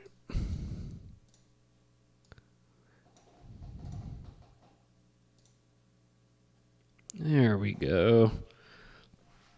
Wait, why are they're all the same? Hang on.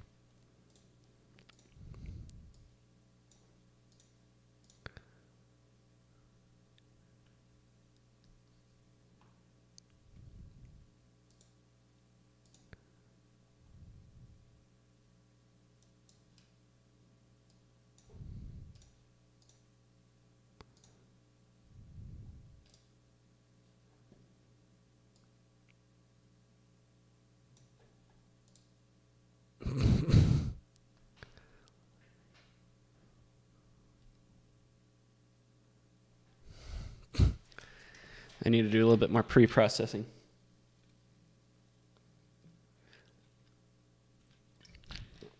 No, more struggles, unfortunately. More struggles.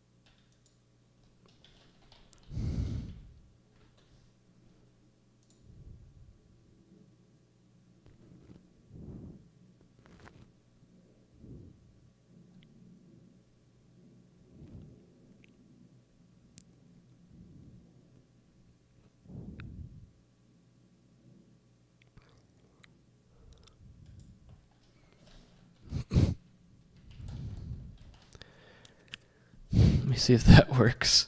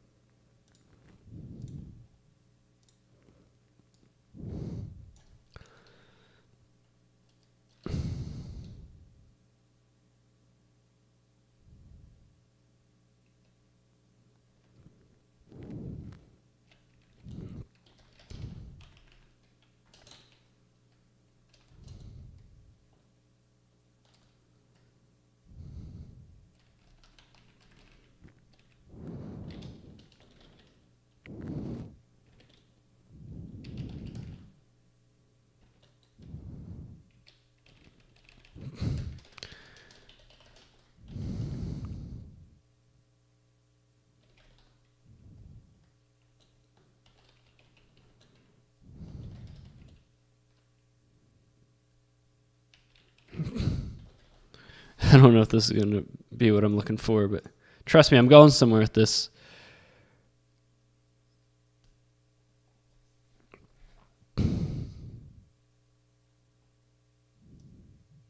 Okay, I think I got it now.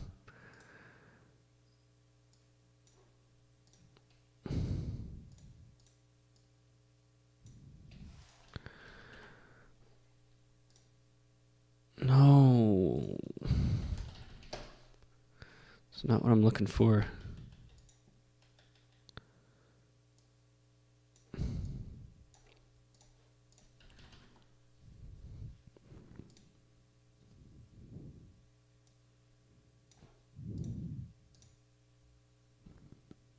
MRes, that's why. Okay. Now let's see if it works. No.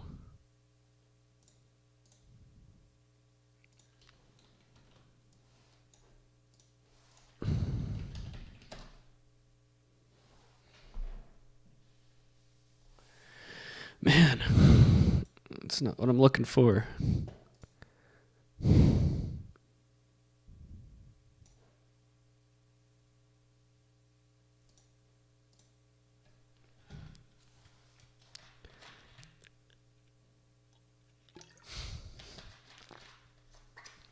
I need one more step.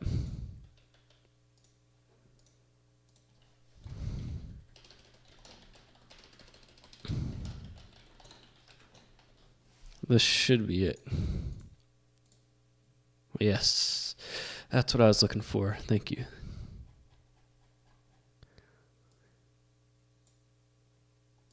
Hang on a second. Why are the day 129? What file is it reading from?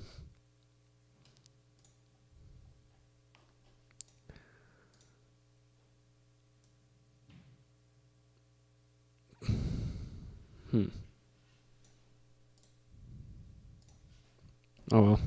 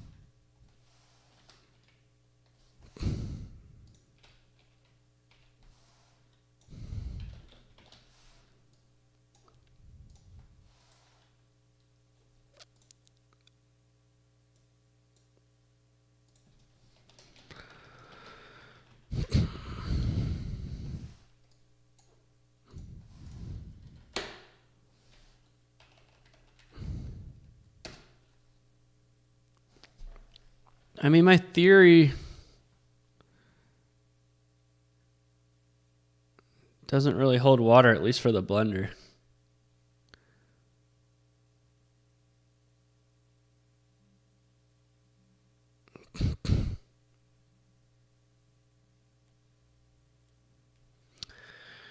Because here's 0 right here, and it's only had... It was actually more successful.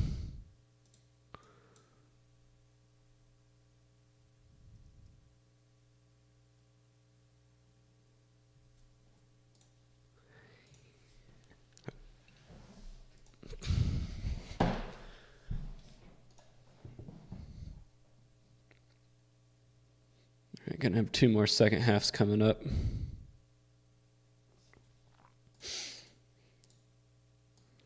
What metrics are doing well?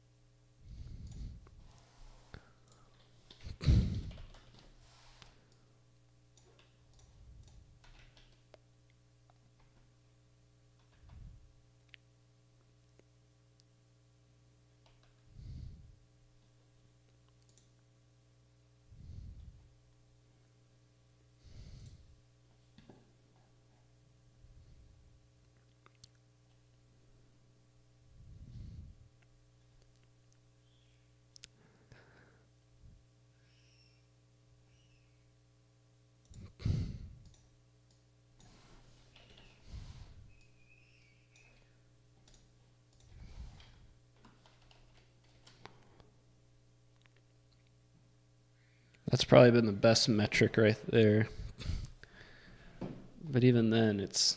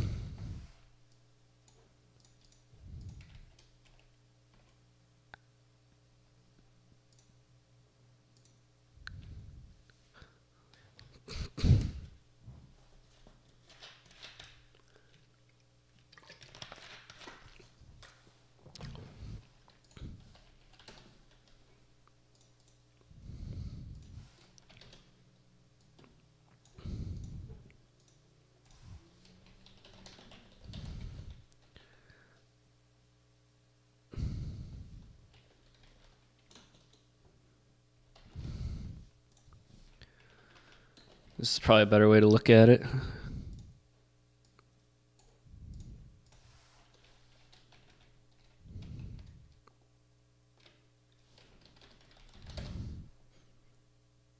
Yeah, that's a better way to look at it.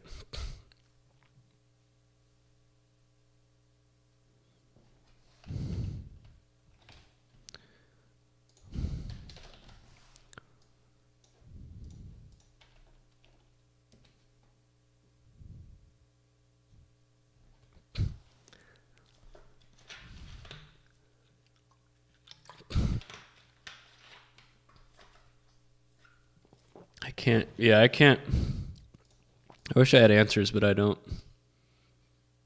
Maybe some things just aren't predictable.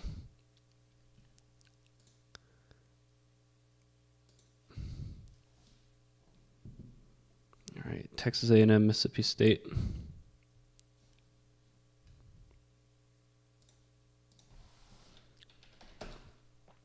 And 67.5.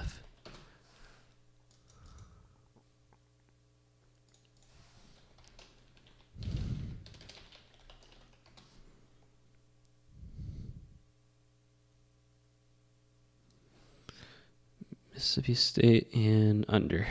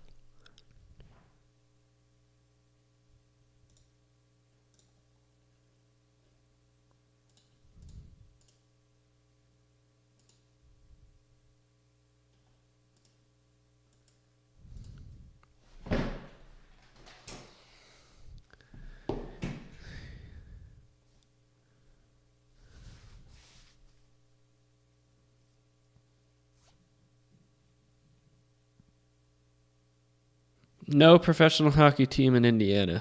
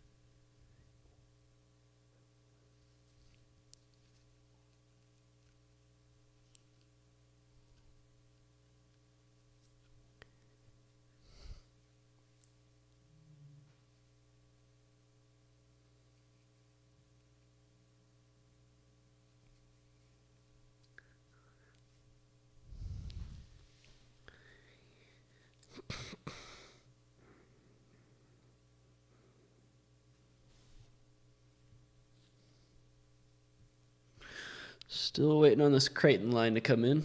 There we go. Creighton minus 277.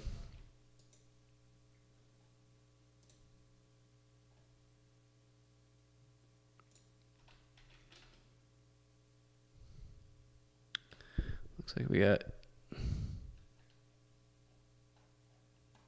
Villanova and over.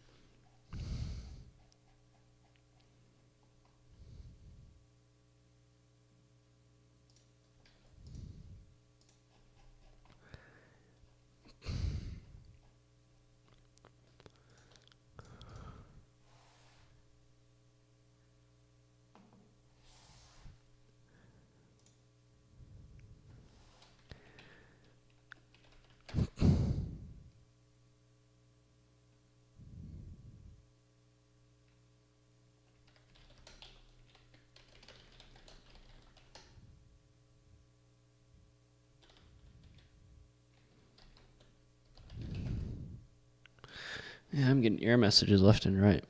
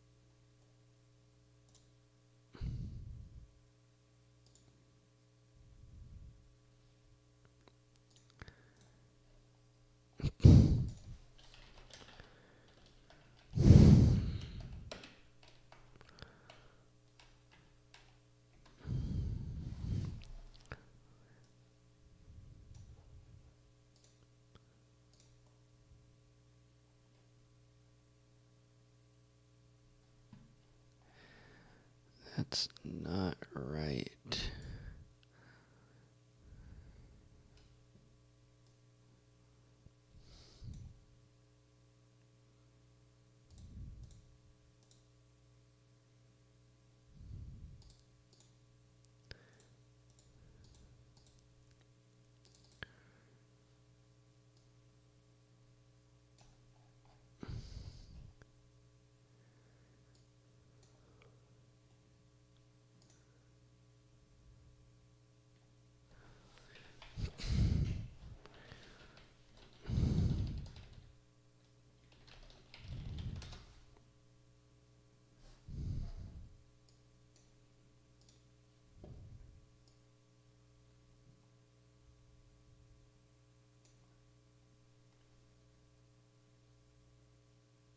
How you doing, Scott K?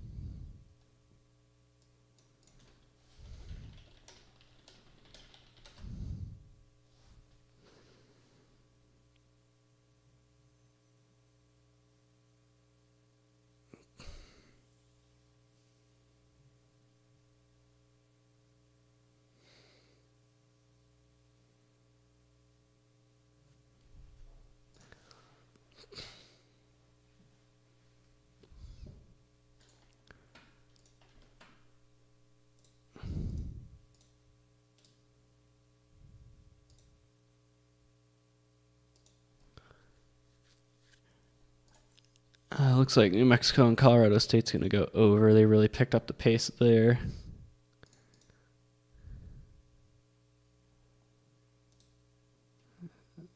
Central Arkansas should be good, though.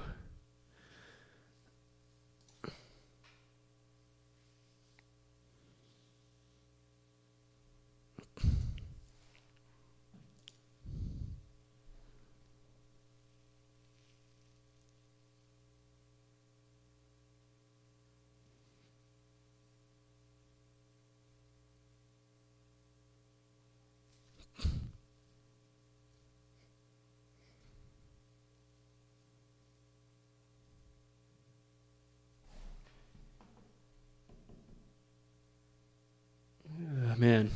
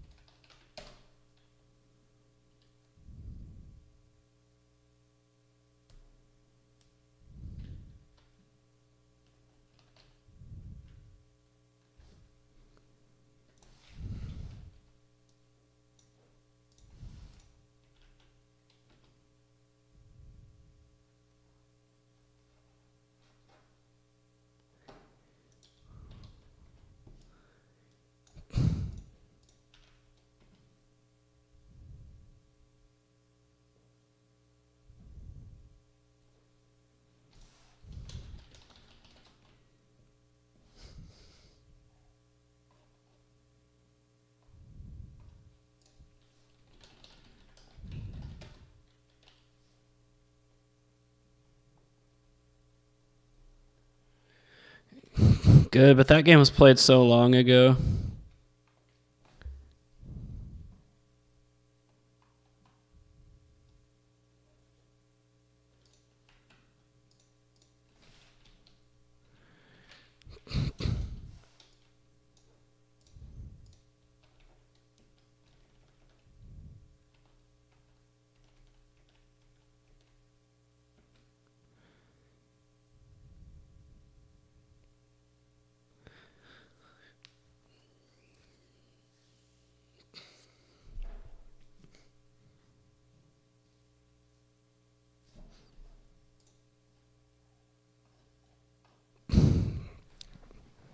So I'd be up 10 units over the past 29 days if I blindly played every blender play with a value of 6 or greater.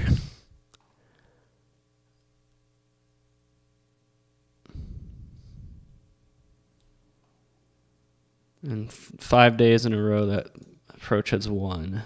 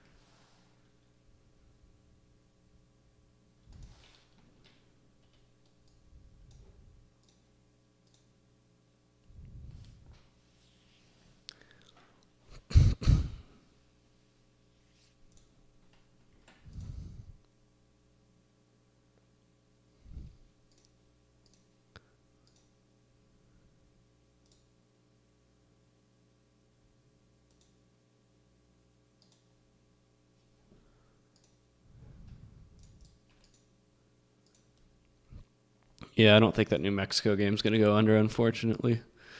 It was looking like it for a while, but they've really picked up the pace in the last however many minutes.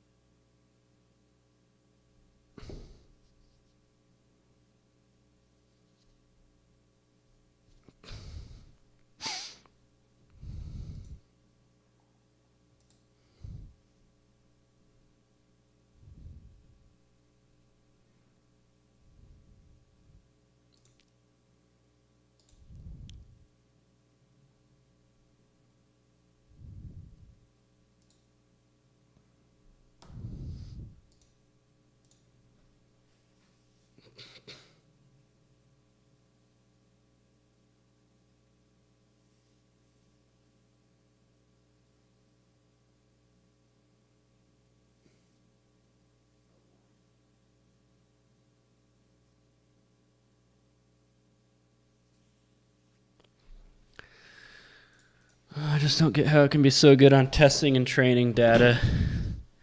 Yet go 1-8, and it went like 5-11 last night, and then 6-12 the night before.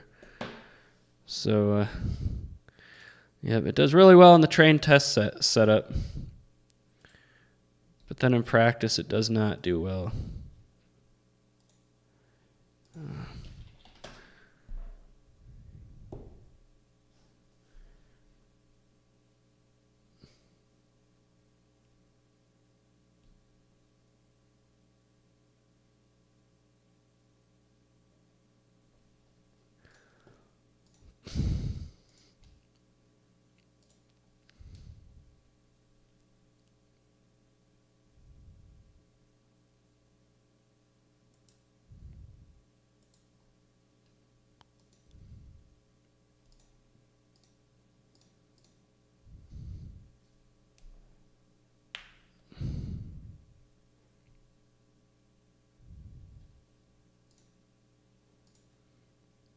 All right, UCL and Oregon's at halftime.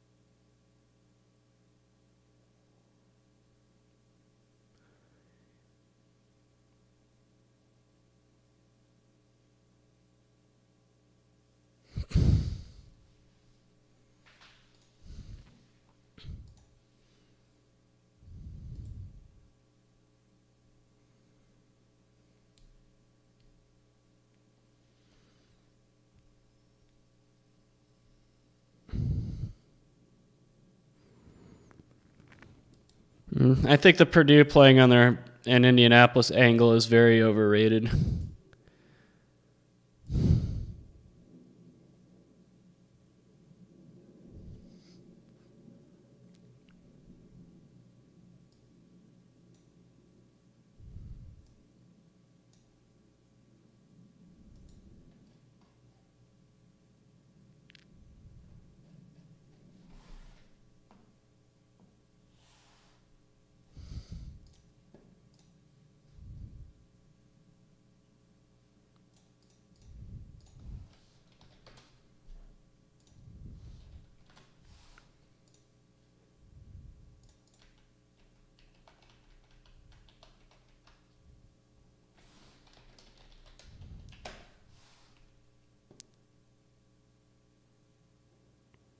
UCLA and under.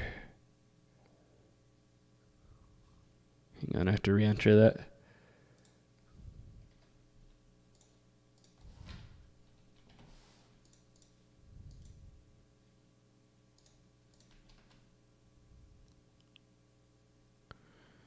Still UCLA and under.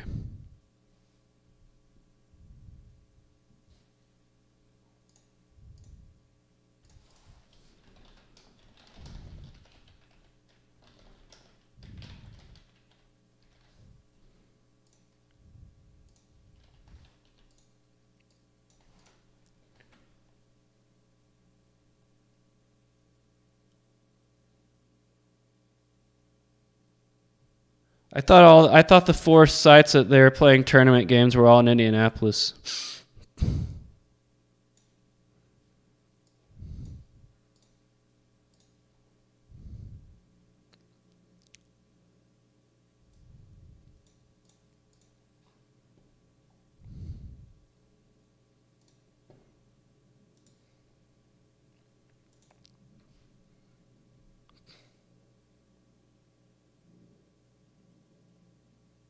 And I thought there was a rule that you're not allowed to play on your home floor in the NCAA tournament. At least as far as the first and second rounds are concerned.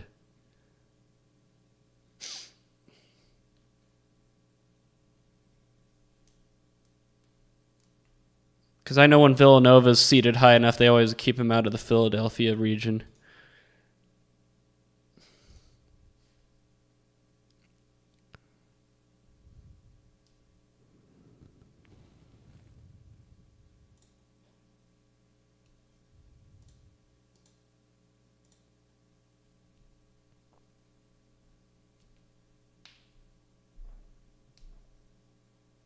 Yeah, they would make sure that Purdue doesn't play at Mackey Arena. The committee, yeah.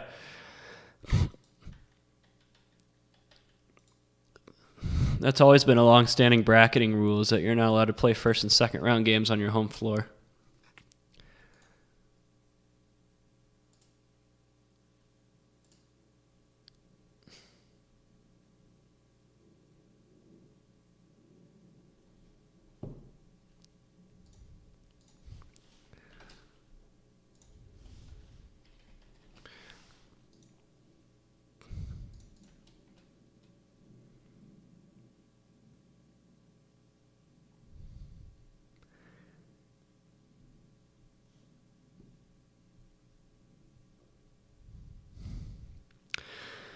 Idaho State and under.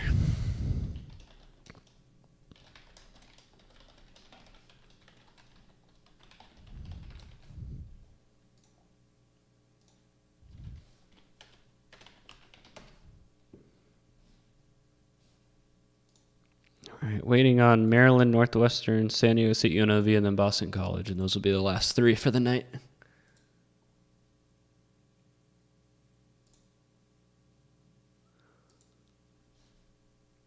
I'm going to take a quick bathroom break.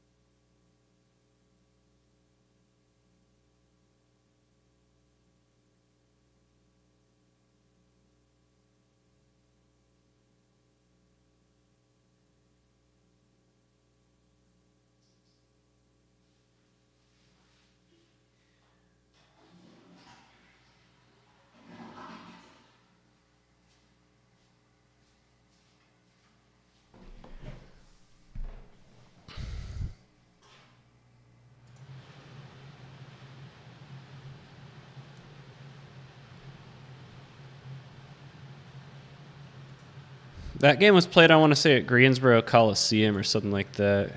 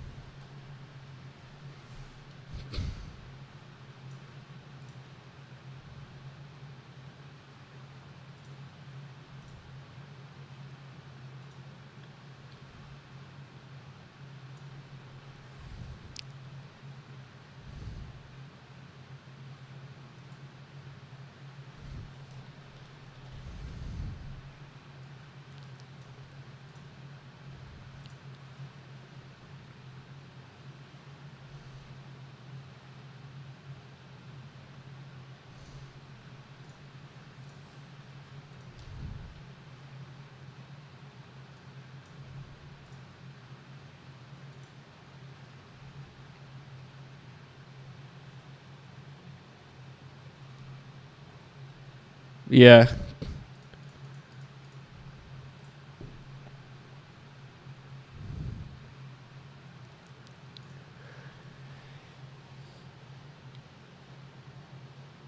Yeah, I was at Bonseckers Wellness Arena.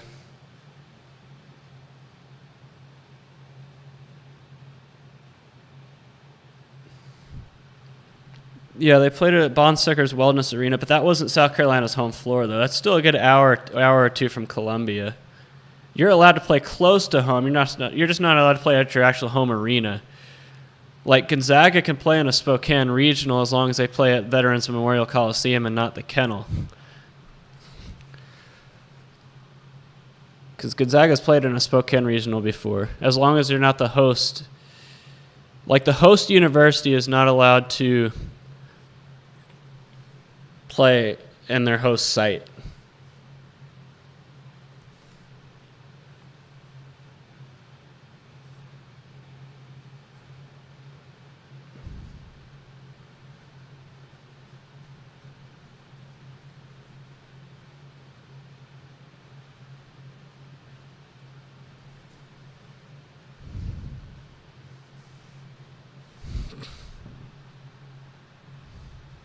All right, Maryland and Northwestern.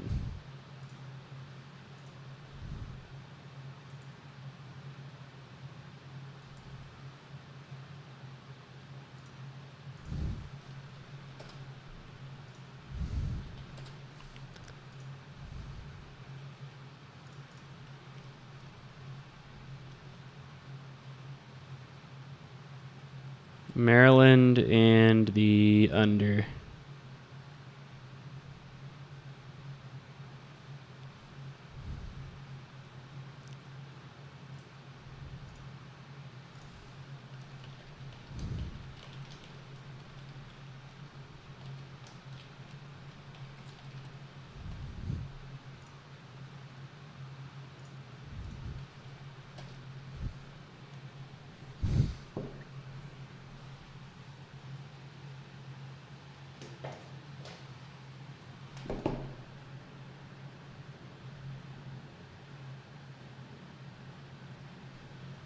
We're waiting on San Diego State and Florida State.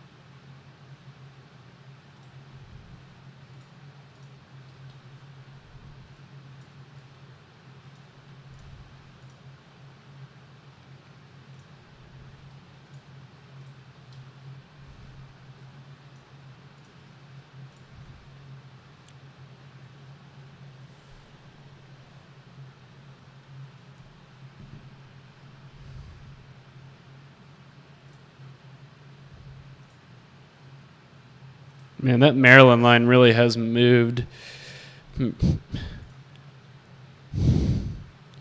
I got in at Maryland +2, but it's now at a -1.5, so I got lucky. It's one of the bigger line moves I've seen for a live line.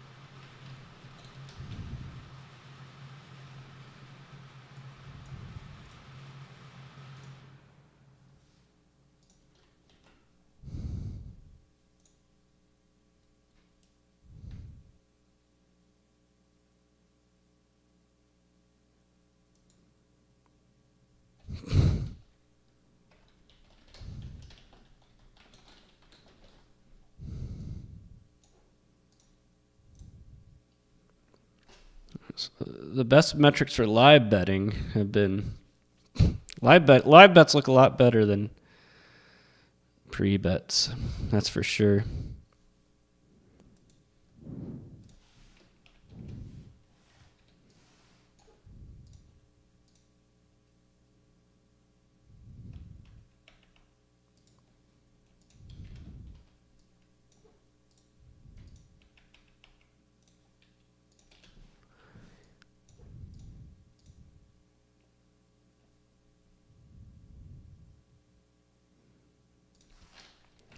Comb. Is Comb better than ATM?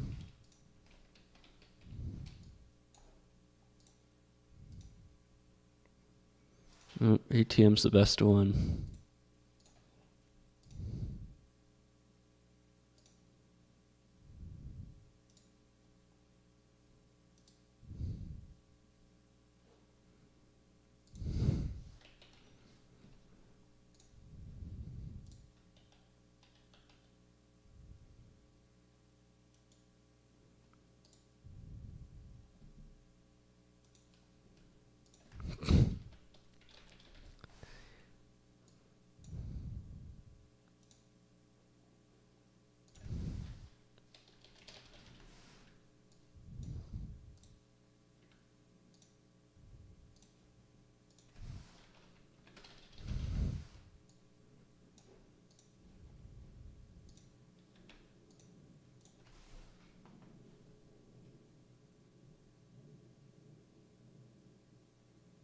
Yeah, because most of these live bets in basketball come down to how the coaches want to foul at the end, and it can be pretty frustrating. But over the long run, you're gonna benefit from fouls just as much as you're hurt by fouls in the long run. So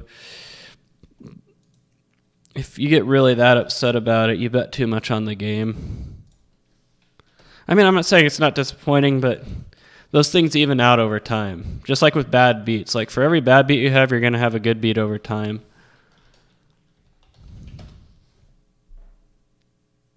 All right, we got San Diego or UNLV and over in the Boston College game.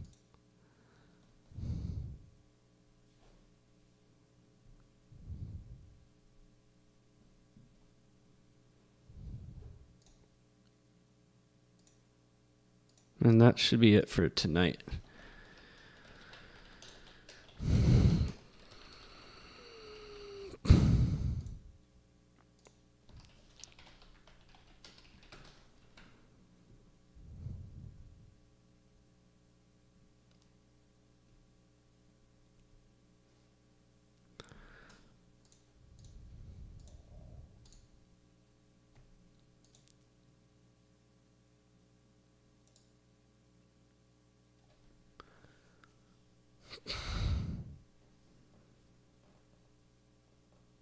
Yep, they sure did. That was back when I was living in San Diego, and it cost like $1,000 to get a ticket to their games. They lost to him at Viejas Arena. But then they had a rematch in the... No, they didn't get the rematch in the Mountain West tournament because UNLV lost to Boise State in the quarterfinal.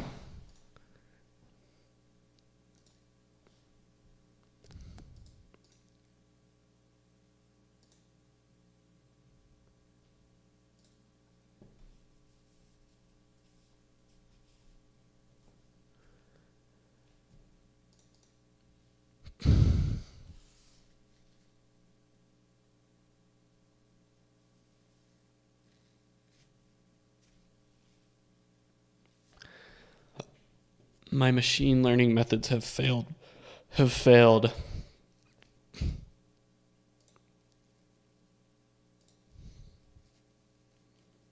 Good thing my unit sizes on pregame bets are still small.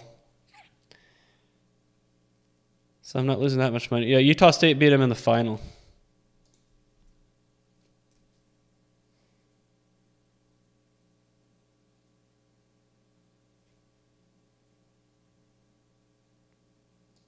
No, they were going to be a 2 seed.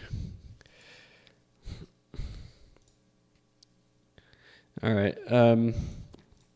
No, my pregame bet sizes are very small. Like I said, this is still the testing I did for Monday and Tuesday's games was not promising, so I knew better. But I'm still placing pretty much full units on my second halves.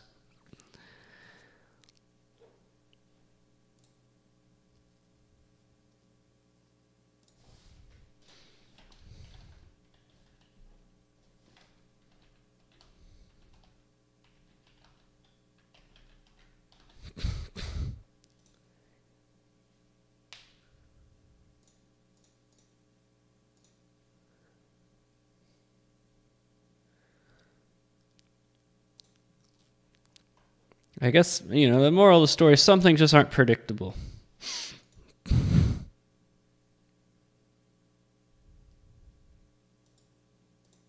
But, this table right here shows that my second half approach works. At least it has been working.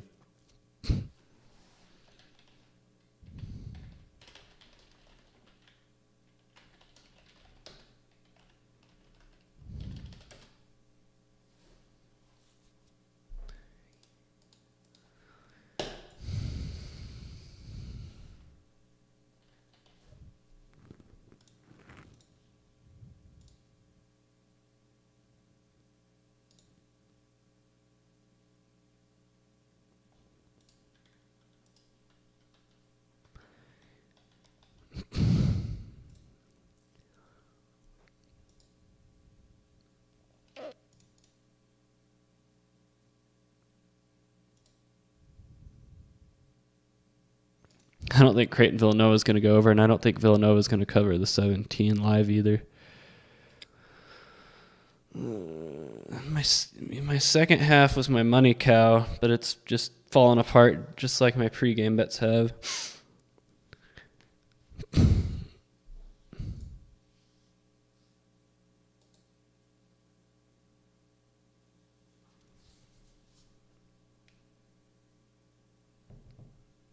Like I said, I just think some things might just not be predictable.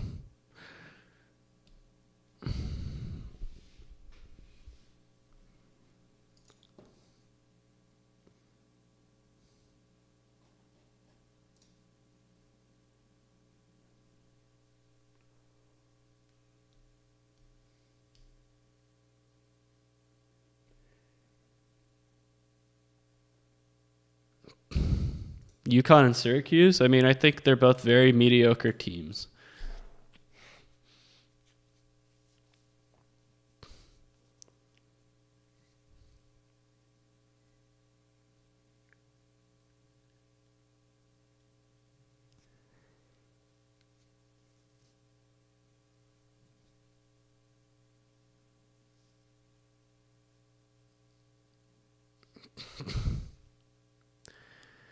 Yeah, but the past 4 nights I've live bet have not been good. I don't know why I didn't really change the approach that much.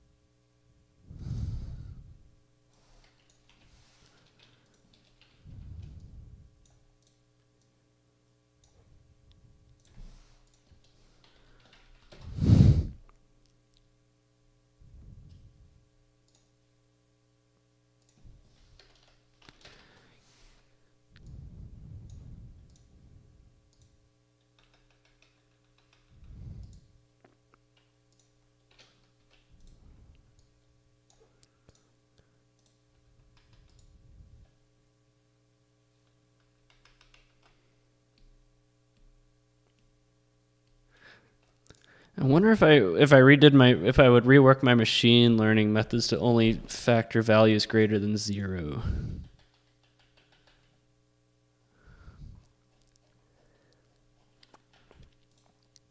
I think it'd be worth a shot to look at.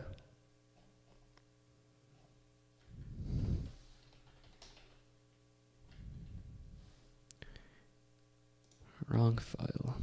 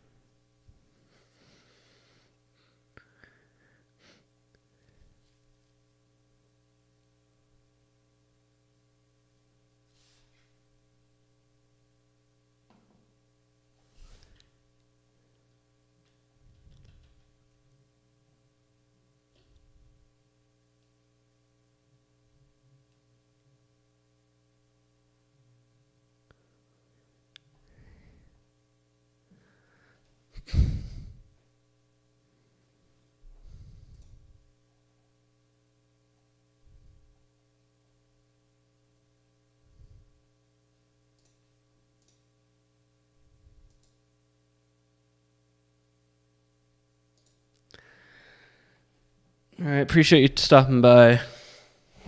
I'm only going to stay on for a bit until these live bets resolve. And then I'll probably work on this model. Because I have an idea. What if I only filter the data frames to be greater than 0, right?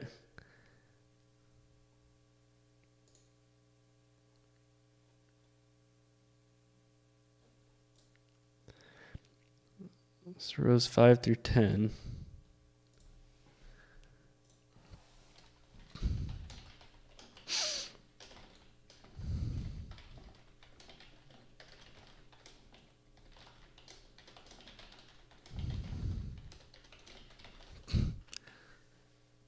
I mean, it's worth a shot. I mean, what do I have to lose at this point? Everything else I've done has failed.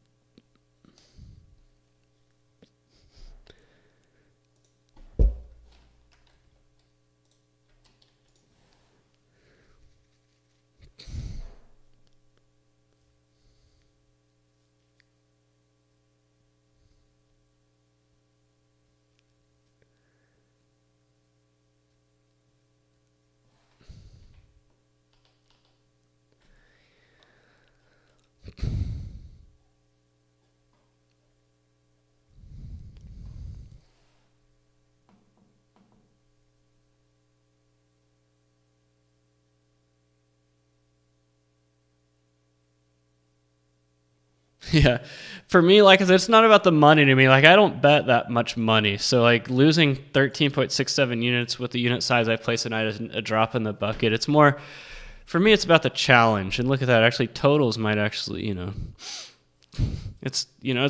me, it's about the challenge. So, like, for me, it's like a game. That's why I stream this stuff, because I want to see if my methods that I spend a lot of time working on, end up panning out. And totals, I can handle totals being 11-9, but money lines were supposed to be the biggest improvement of my new approach, and that's not happening tonight.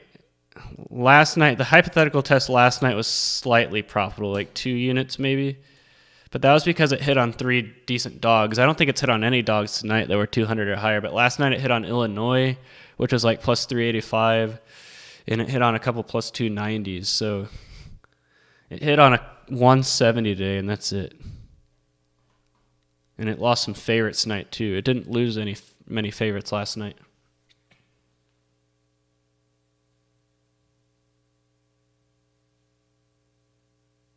Yeah, you're right. It's the fact that I spent all this time coming up with this approach and it's just not panning out. And it's like, man, what did I spend all that time on? That's what's frustrating about it. Like, I could care less about losing. It's more of like, man, I spent all this time and I thought I had a genius approach. Because it was. Like, I showed you the scree plots. The scree plots don't lie. The train test, you train test models so you're not overfitting them and making sure it will succeed against unseen data. And the train test approaches show that against unseen data, it's profitable. And yet 3 days in a row against unseen data, it's been at least as far as spread bets are concerned, total tonight is different, but it's been a disaster. I'm like, I wonder why, Maybe it is overfit. But that's the thing. You train, test, and predict against overfitting, and I run like 60 different variable combinations to find which one has the lowest out-of-bag error.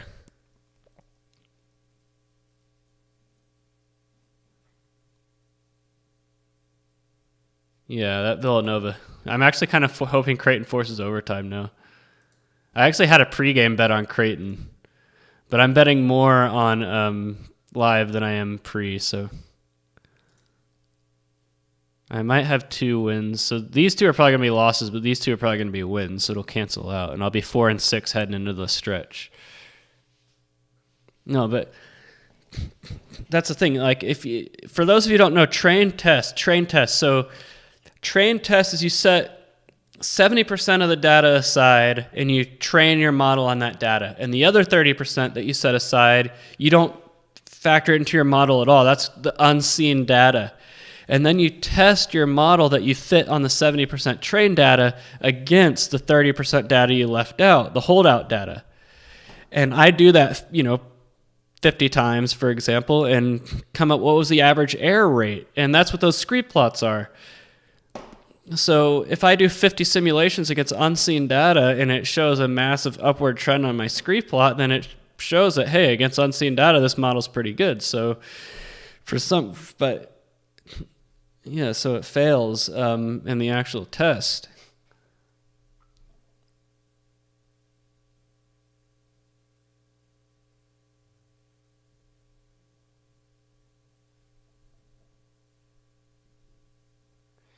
No, you're right. I think, yeah, I mean, what I'm trying to say is that I was successful in college basketball the past 3 years with a simpler approach.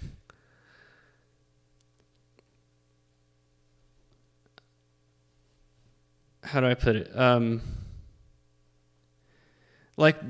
had my own model, and I'd pretty much I'll show you what my model was the past few years, right?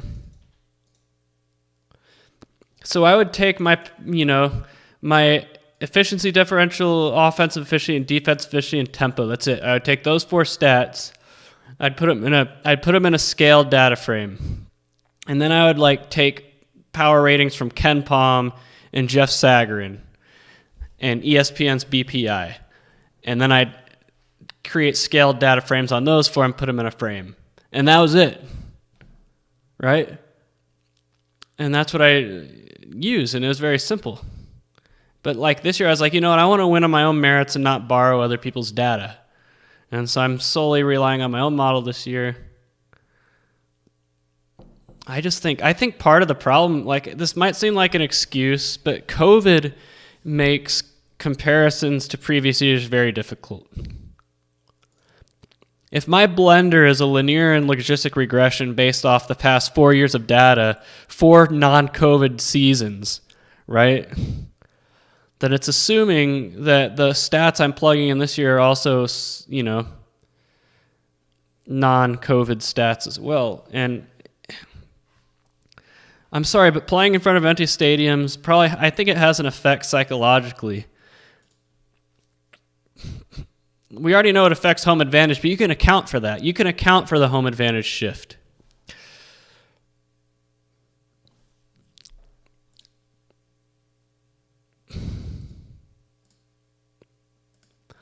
What you can't account for is the psychological shift. I think not playing in front of crowds, some players might not care as much. They might not prepare as easily. Having games canceled breaks teams' routines. It's just there's a lot of intangible factors that come into play this season.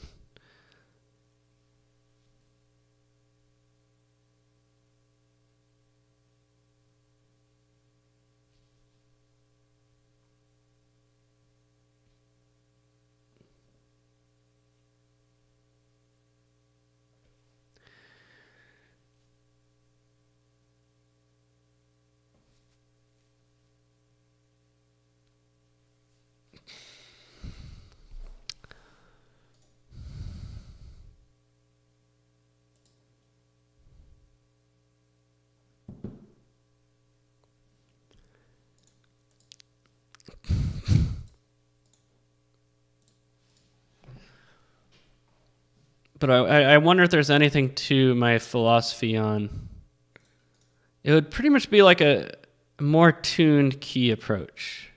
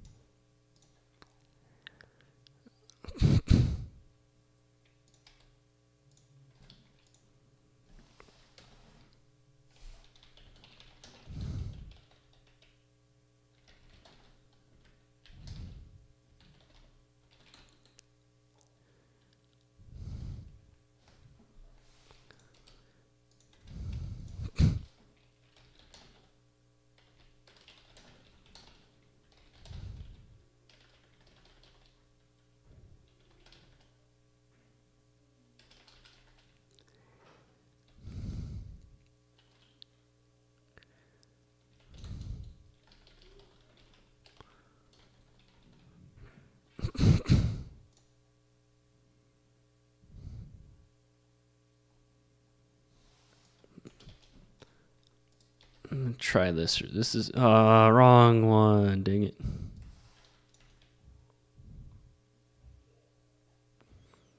Not money lines. I like to test it on spreads first.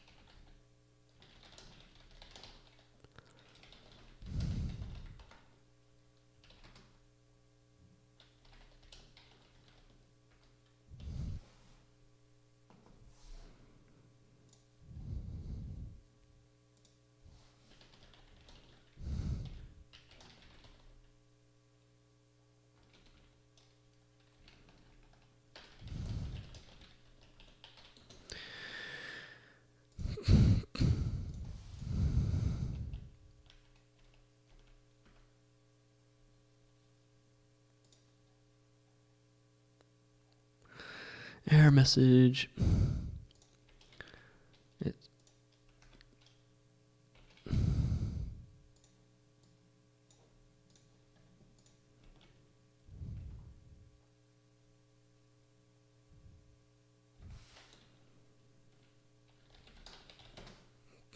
What if I have multiples though? Will that work?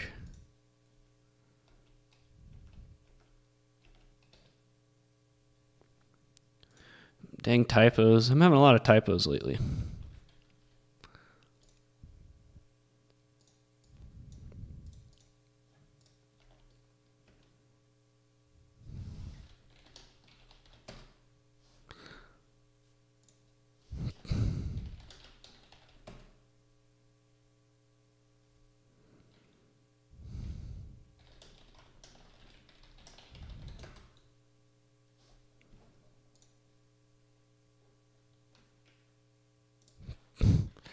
All right.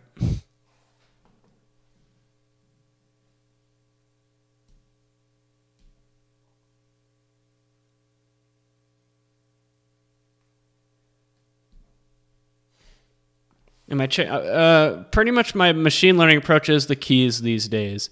So what I'm doing is that I'm only going to machine learn off of when the metrics are greater than 0.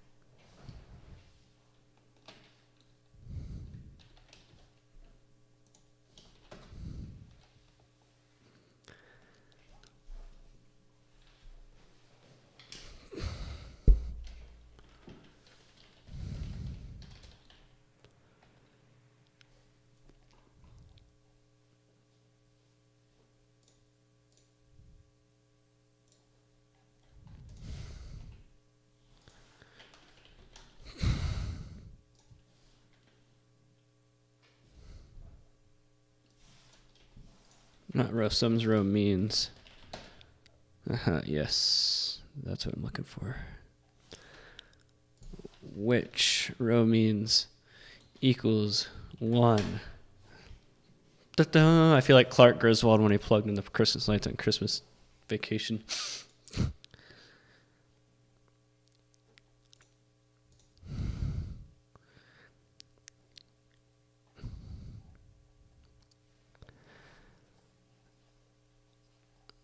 Model fit send.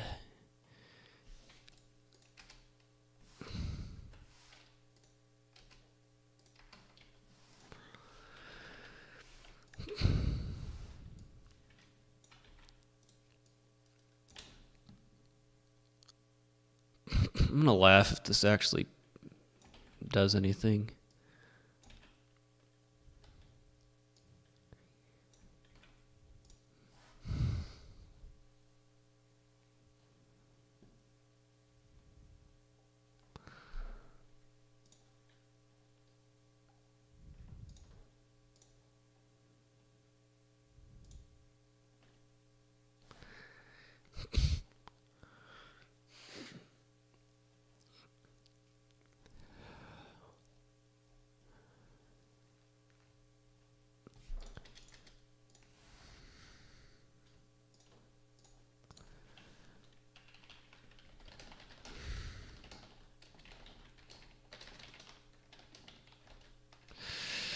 Dang, typos.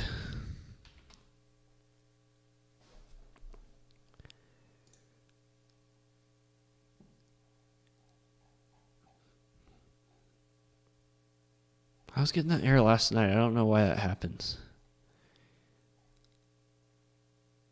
Ah, I didn't subset the data frame.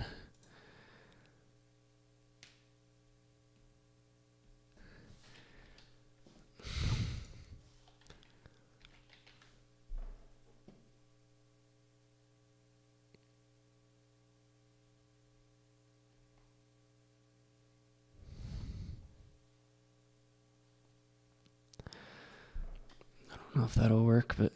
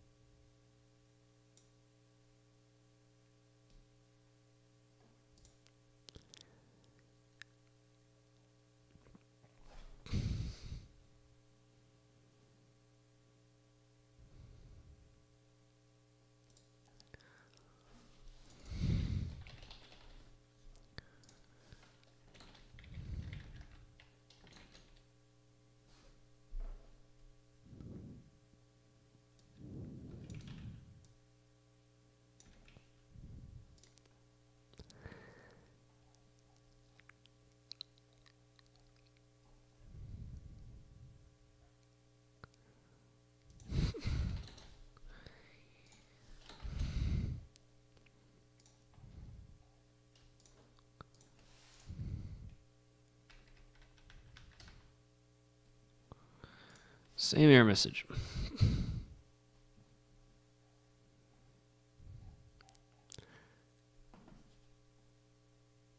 Is that the guy who plays for UC Santa Barbara?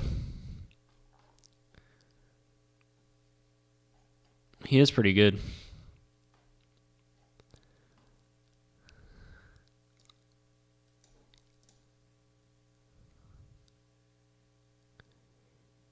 What do you mean not subsettable?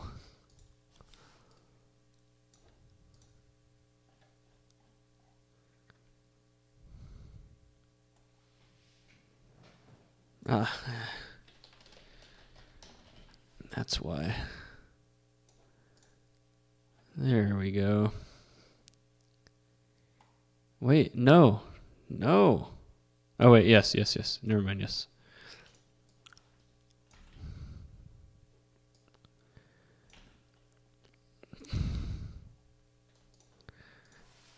Okay. No error messages. I feel like no error messages, no error message. Okay, no error message, good.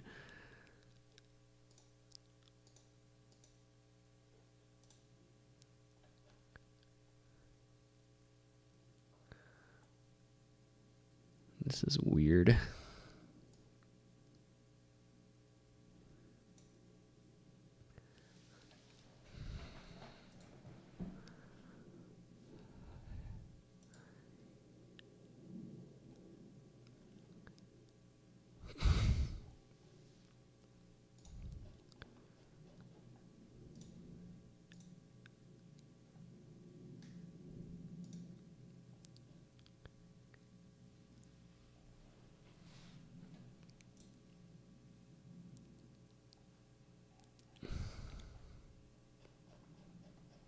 $90.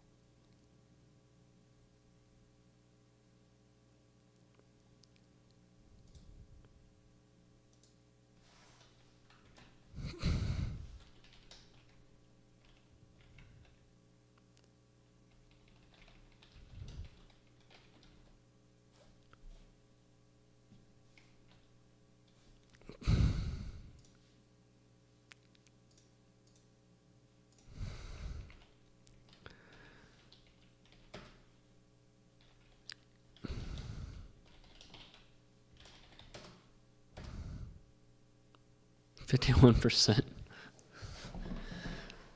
Out of bag error.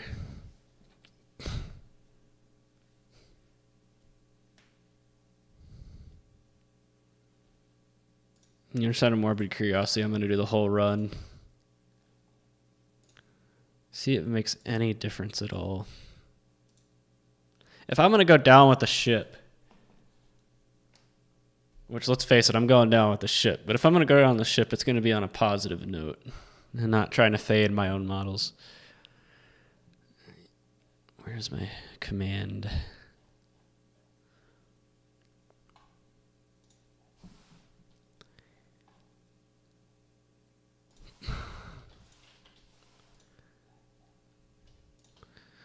Go down with the ship. I'm going to go down with the ship.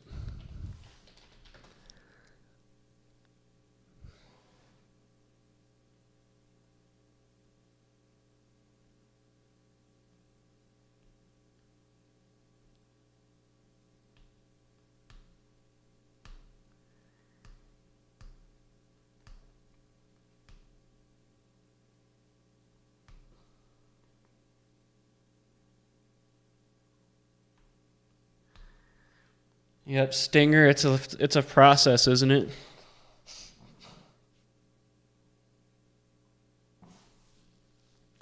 Yeah, but Texas Tech's run that year was very lucky, in my opinion. They hit some BS shots in that tournament to get as far as they did. And that was coming from someone who had bet on them in some games. I was like, a lot of times I was like, you got to be kidding me. Like Michigan, I thought Michigan defended them very well. And Texas Tech would just throw up like a random shot at the three-point buzzer or shot clock buzzer and it would go in. Yeah, it happened so many times.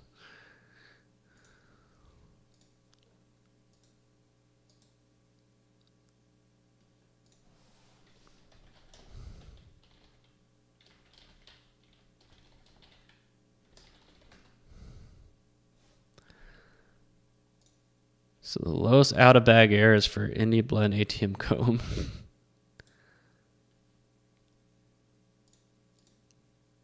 Indy Team C Sim. I thought it would have been Blender.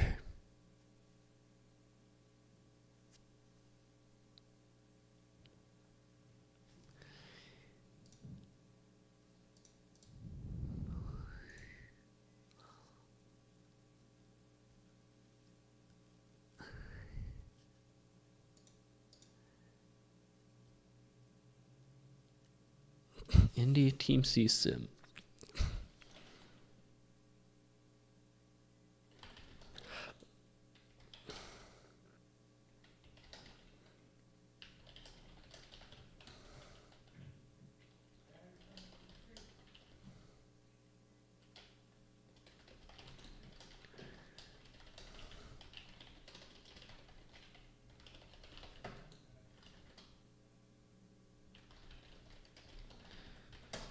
You know, the p-values are nothing which I expect, but I haven't reconfigured the data set. Yeah, they made that run solely because of their defense, but I think what made it frustrating for Texas Tech's opponents in that tournament was the fact that Texas Tech played such good defense that whenever they'd make those BS shots, it was just like psychologically draining. Matt Mooney and David Moretti were the worst. They just, there was one shot they made a shot clock buzzer where you just went like that from like 20 feet and it went in. I was like, and they made a lot of contested three-pointers.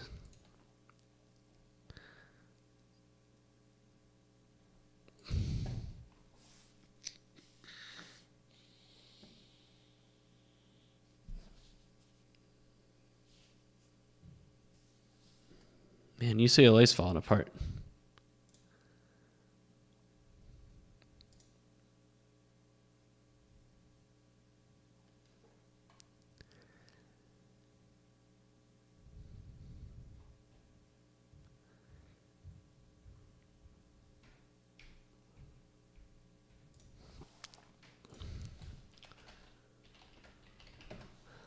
All right. I don't know if UCLA is going to get it done. Idaho State was looking good, and they still are. I actually have Idaho at plus 650, by the way, and they're only down by 2. with 2 minutes to go.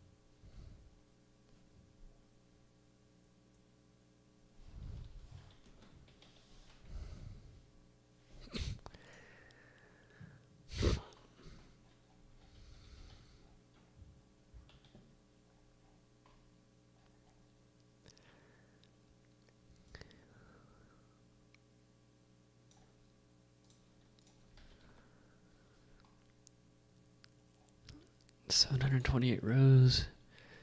So if I did GLM based on that,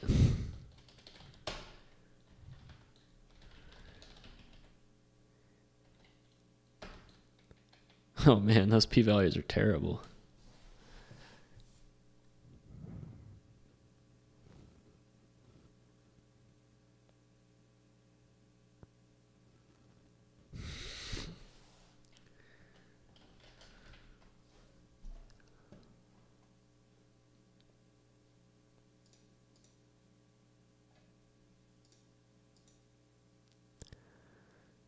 There's some bad data in here. That line's wrong.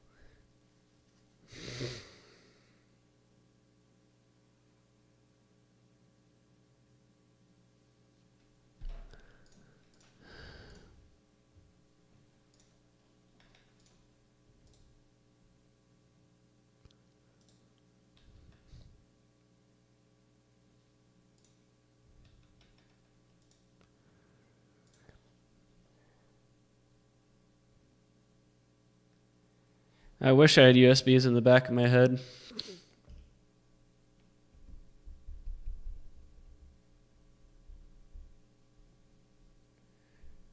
Vanderbilt's playing Cincinnati tomorrow. That is a weird game. All right.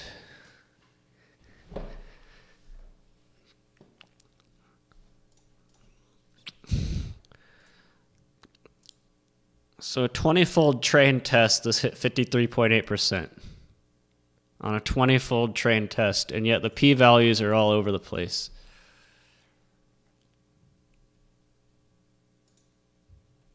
I wonder if it was being fed the right data.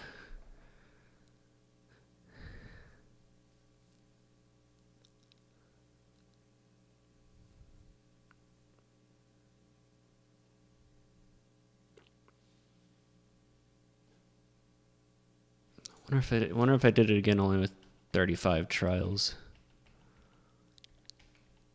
No, I did it with 33 folds. A 33-fold train test, and it. What if I did it again? Will that one still be the top? Remember that one. Remember Indy Team C Sim at the top. 53.8% on a train test.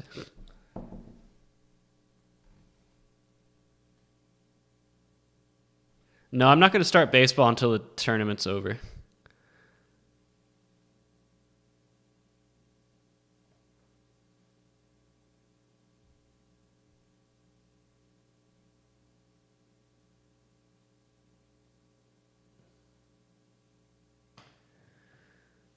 Yeah, the studio guys, that's the thing. Like, this is what I do with my free time. Like, some people play video games in their free time. Some people, like in my free time, I'm trying to do this stuff. It's not like I don't have a life outside of it, but, just fill time during the week.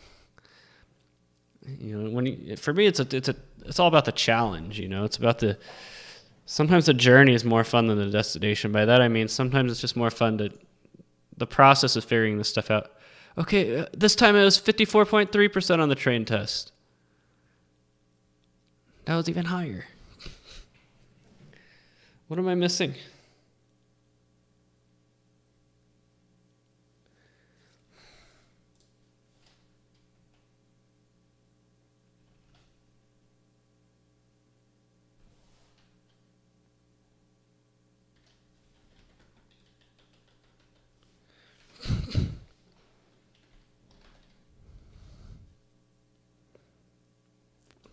I know p-values aren't all the end-all be-all, but man.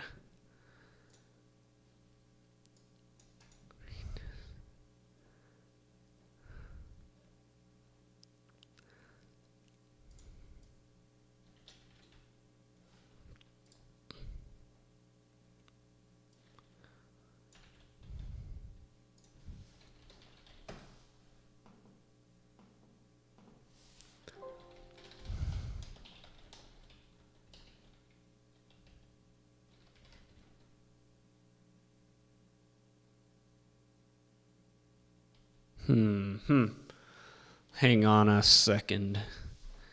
Hang on just 1 second.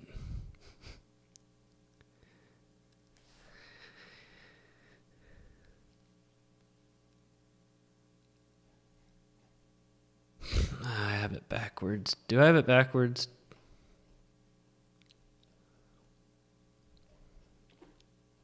That might explain it. Yep, that's why. That explains it. I knew something wasn't adding up there. Dang it. That one's on me. That one's on me, guys. All right, let me do that again. This might... 33-fold test train go.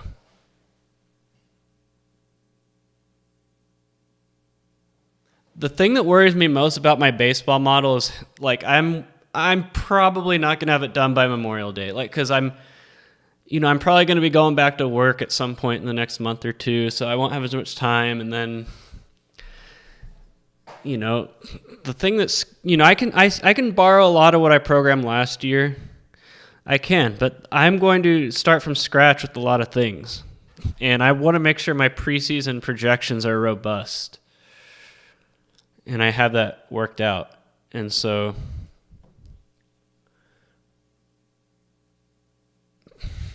yeah, I don't think this UCLA game is going to go under, by the way. But, yeah, so I'm just worried people are going to be like, when's your baseball model going to be ready? I was like, Memorial Day is the target. That's the target. It might be sooner, it might be later, but I want to get it right. I don't care about getting it done fast. I want to get it done right. And that projection, the player projections, that's going to take a bulk of the time. Way to box out, UCLA. That was great boxing. I'm joking, by the way. This game's going to go over, this UCLA game.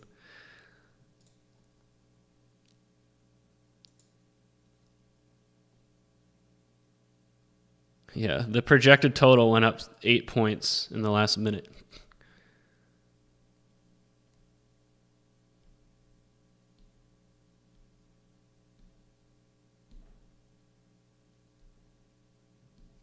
Yeah. Like that's gonna the data collection and the Idaho State won. Wow, I won a 650 money line, guys. Hey, where are you guys at? Look at that. Idaho State won. I wasn't even paying attention. Idaho State won 650. I think that's my biggest money line hit of the season, by the way. Wow. And too bad I didn't place a full unit on it, but still, I mean, I told you at least my money line approach is working. Like I said, that was the one I was the most excited about. Did it go under as well? It did, yes. So not only did I win, I won Idaho State. Good job. Look at that. That was a clean sweep. I won the spread, total, money line, and both of my second half bets on that game. Wow. I need a term for that. The 5-finger, I don't know. 5-finger, it makes the night a little less crappy. Now I'm only down 4.6 units. But, sheesh. Yeah, 5. I won the spread, total money line, and both my second half bets. I mean, that's running the gamut right there.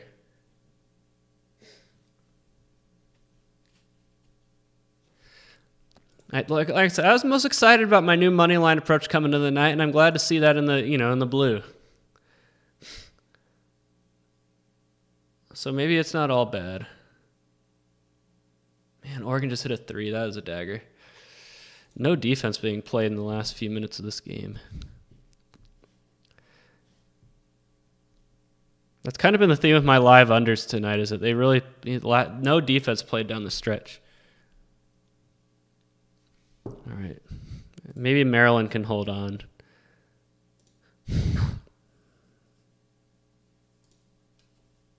Boston College, Florida State was heading towards the over for a while, but now it's not.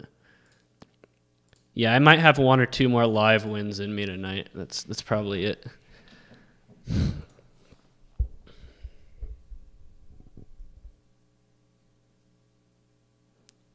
By the way, that train test is probably done again. Okay, so now is the train test still the same? Okay, now the top is team. This is probably what it was supposed to be. Indy Team C ATM. That's the top now. So if I did a...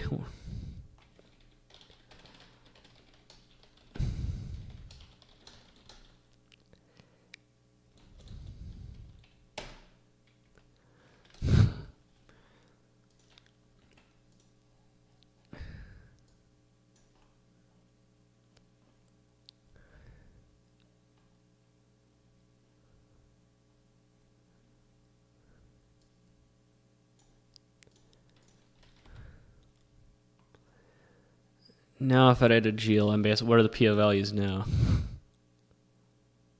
Whoops. Is it Indy ATM Comb or Indy ATM? No, it's Indy Team C ATM, not Indy ATM Comb. Hmm.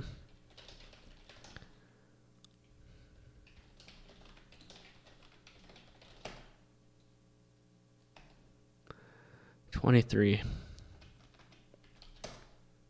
Yeah, that game just went. Yeah, you see, Oregon just hitting 3 after 3 after 3. Now that game's done. Donezo. All right, I just don't think I'm going to get UNLV or this one, so it looks like an 8 and 10 live bet tonight.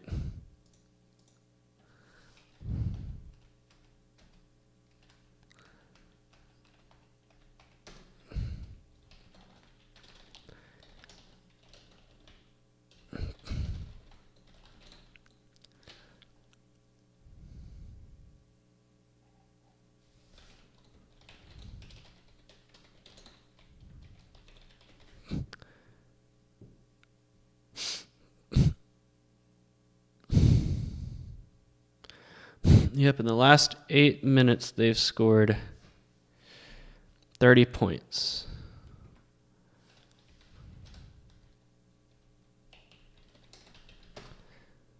Those p-values are still pretty bad. I don't get it. If the p-values are so bad, then why did it dominate the train test? Let me do a separate one.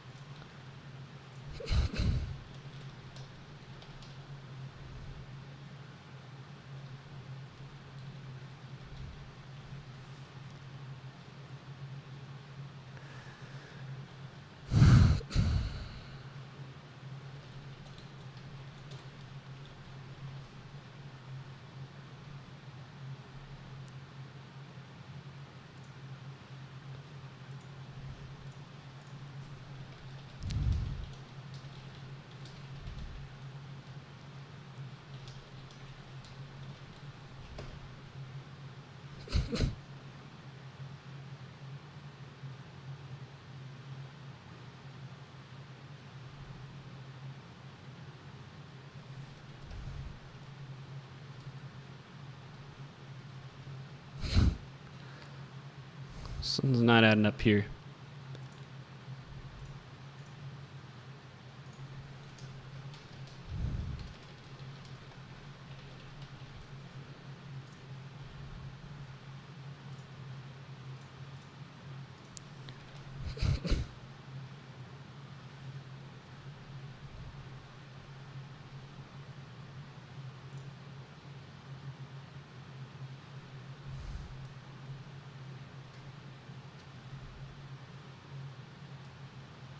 Oops.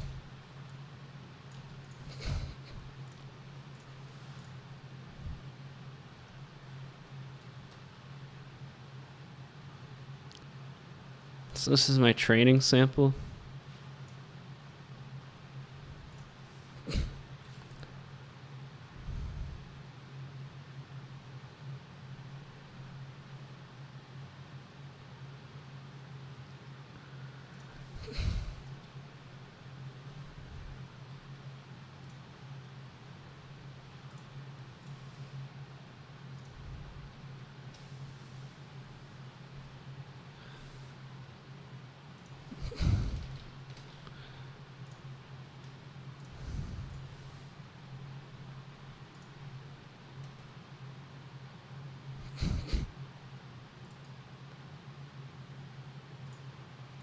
Why is everything so negative?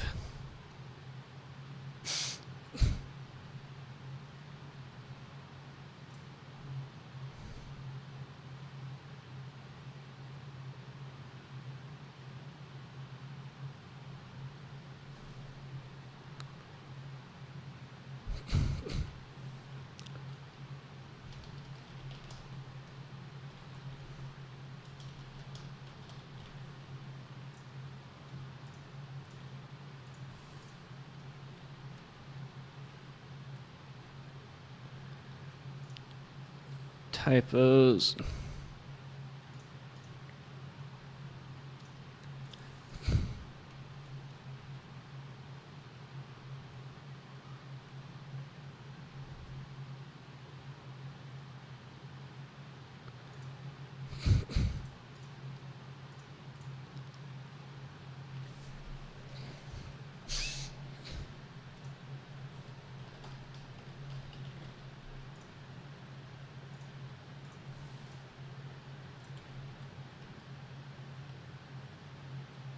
Well, there's the problem.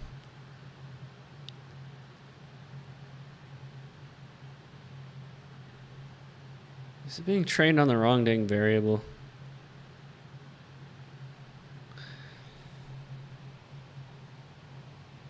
Yeah, once these bets are done, I'm going to call it a night.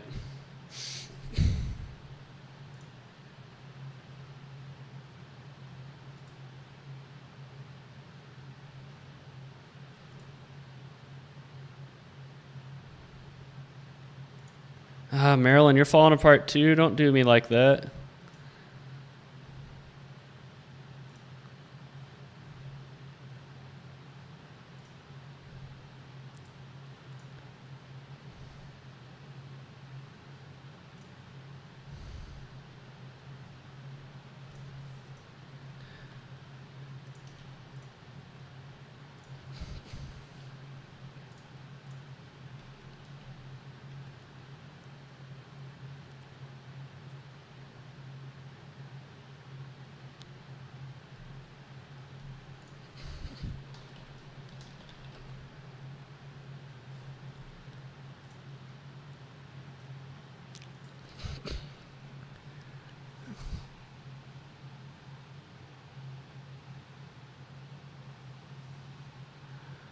Yeah. I just want to see how these last few bets do. Maryland, you guys did me dirty. You guys were up. Now you choked.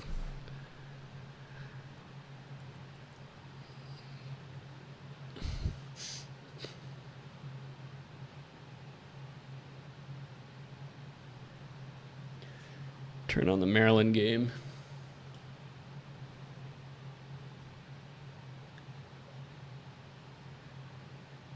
Yeah, the Maryland's going to lose.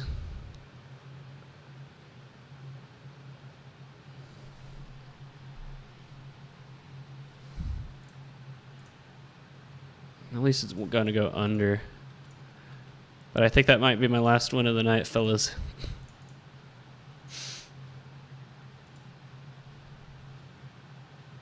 Unless you on LV can find it. UNLV is going to be close.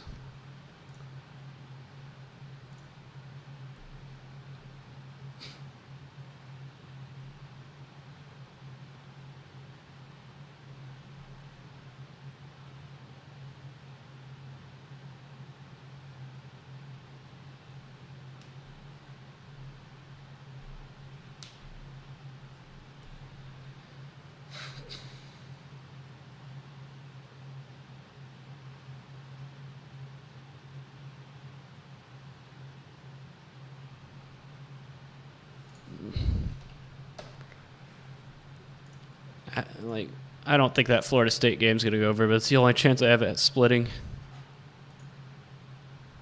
Let me find the UNLV game.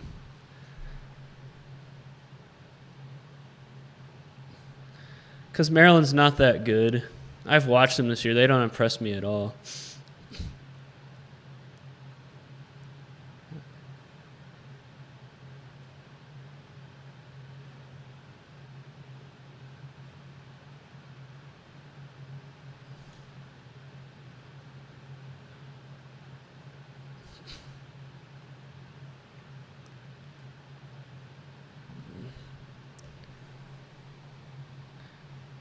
Yeah, I have the money line. I had it before the game, yeah.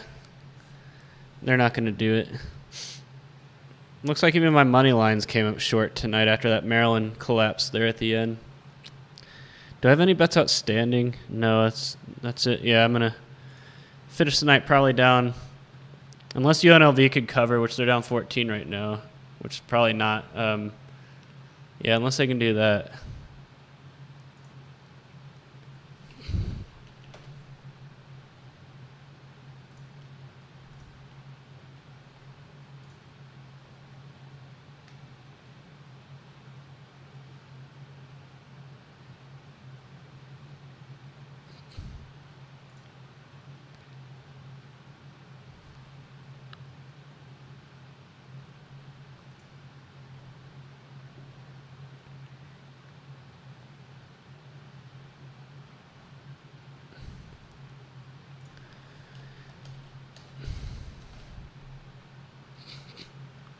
It's going to be very tough for UNLV here.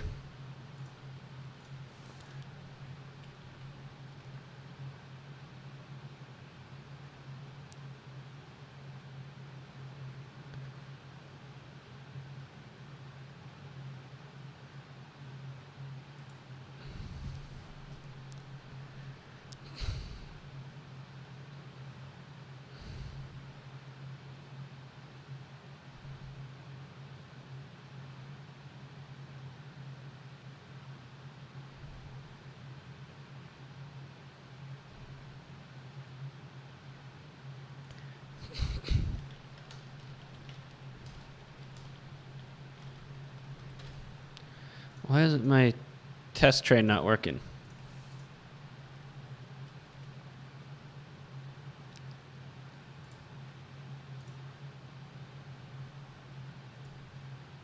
Those shouldn't be negatives.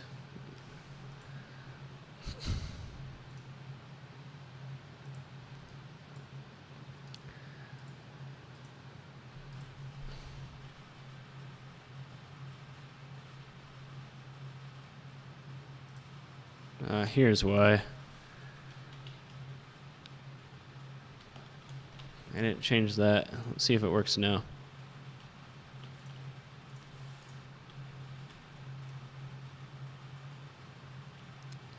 Why is it still negative?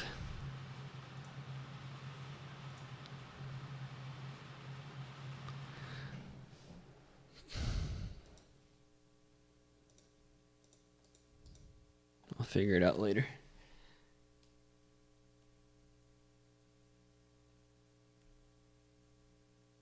No, I don't do anything to the chat. I don't ban anything or anybody. Okay, UNLV's down by 12. I just don't know. Yeah, I don't even have the Abilene Christian game on my board. There's a lot of games this morning that weren't coming up.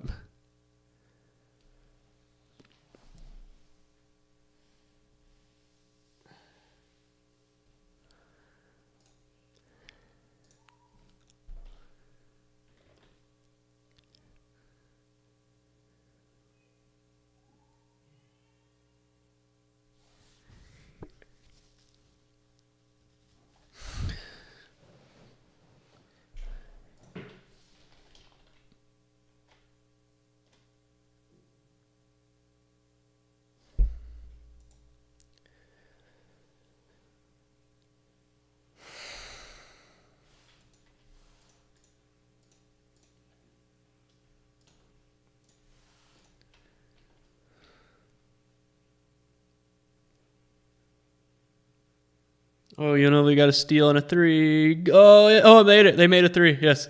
It rimmed in and out, then hit the backboard and went back in. So they're down by 9 with 25 seconds to go.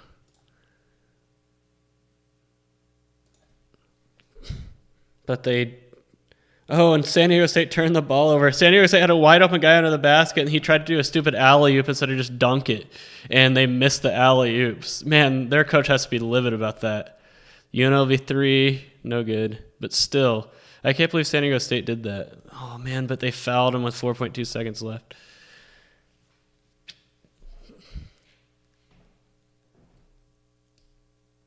All right, was it a tie ball? Yeah, so San Diego State had 2 guys under the basket with nobody there, and they just tried to do a lob, and they missed. Okay, UNLV's going to cover the 9. Yeah, UNLV covered the 9, all right. And they won the live bet. Man, that was a lucky sequence there at the end. But hey, 8 and 10 live tonight. Not the best, but oh well. And looks like the final result is going to be 3 and 6 against the spread, 11 and 9 on totals, and about even Stevens up. So only down 2.36 units.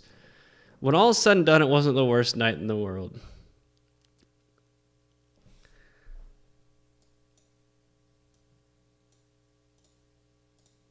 Wasn't the worst night in the world. Could have been better. But maybe I'm being a little too hard on my new approach. But I'm going to keep working on it, and hopefully on Saturday when I'm back at it, things are better. But thanks everyone for tuning in. I appreciate everyone who tunes into these streams. It makes having a bad night a little less sucky. So thanks everybody for tuning in. I'll see you all on Saturday.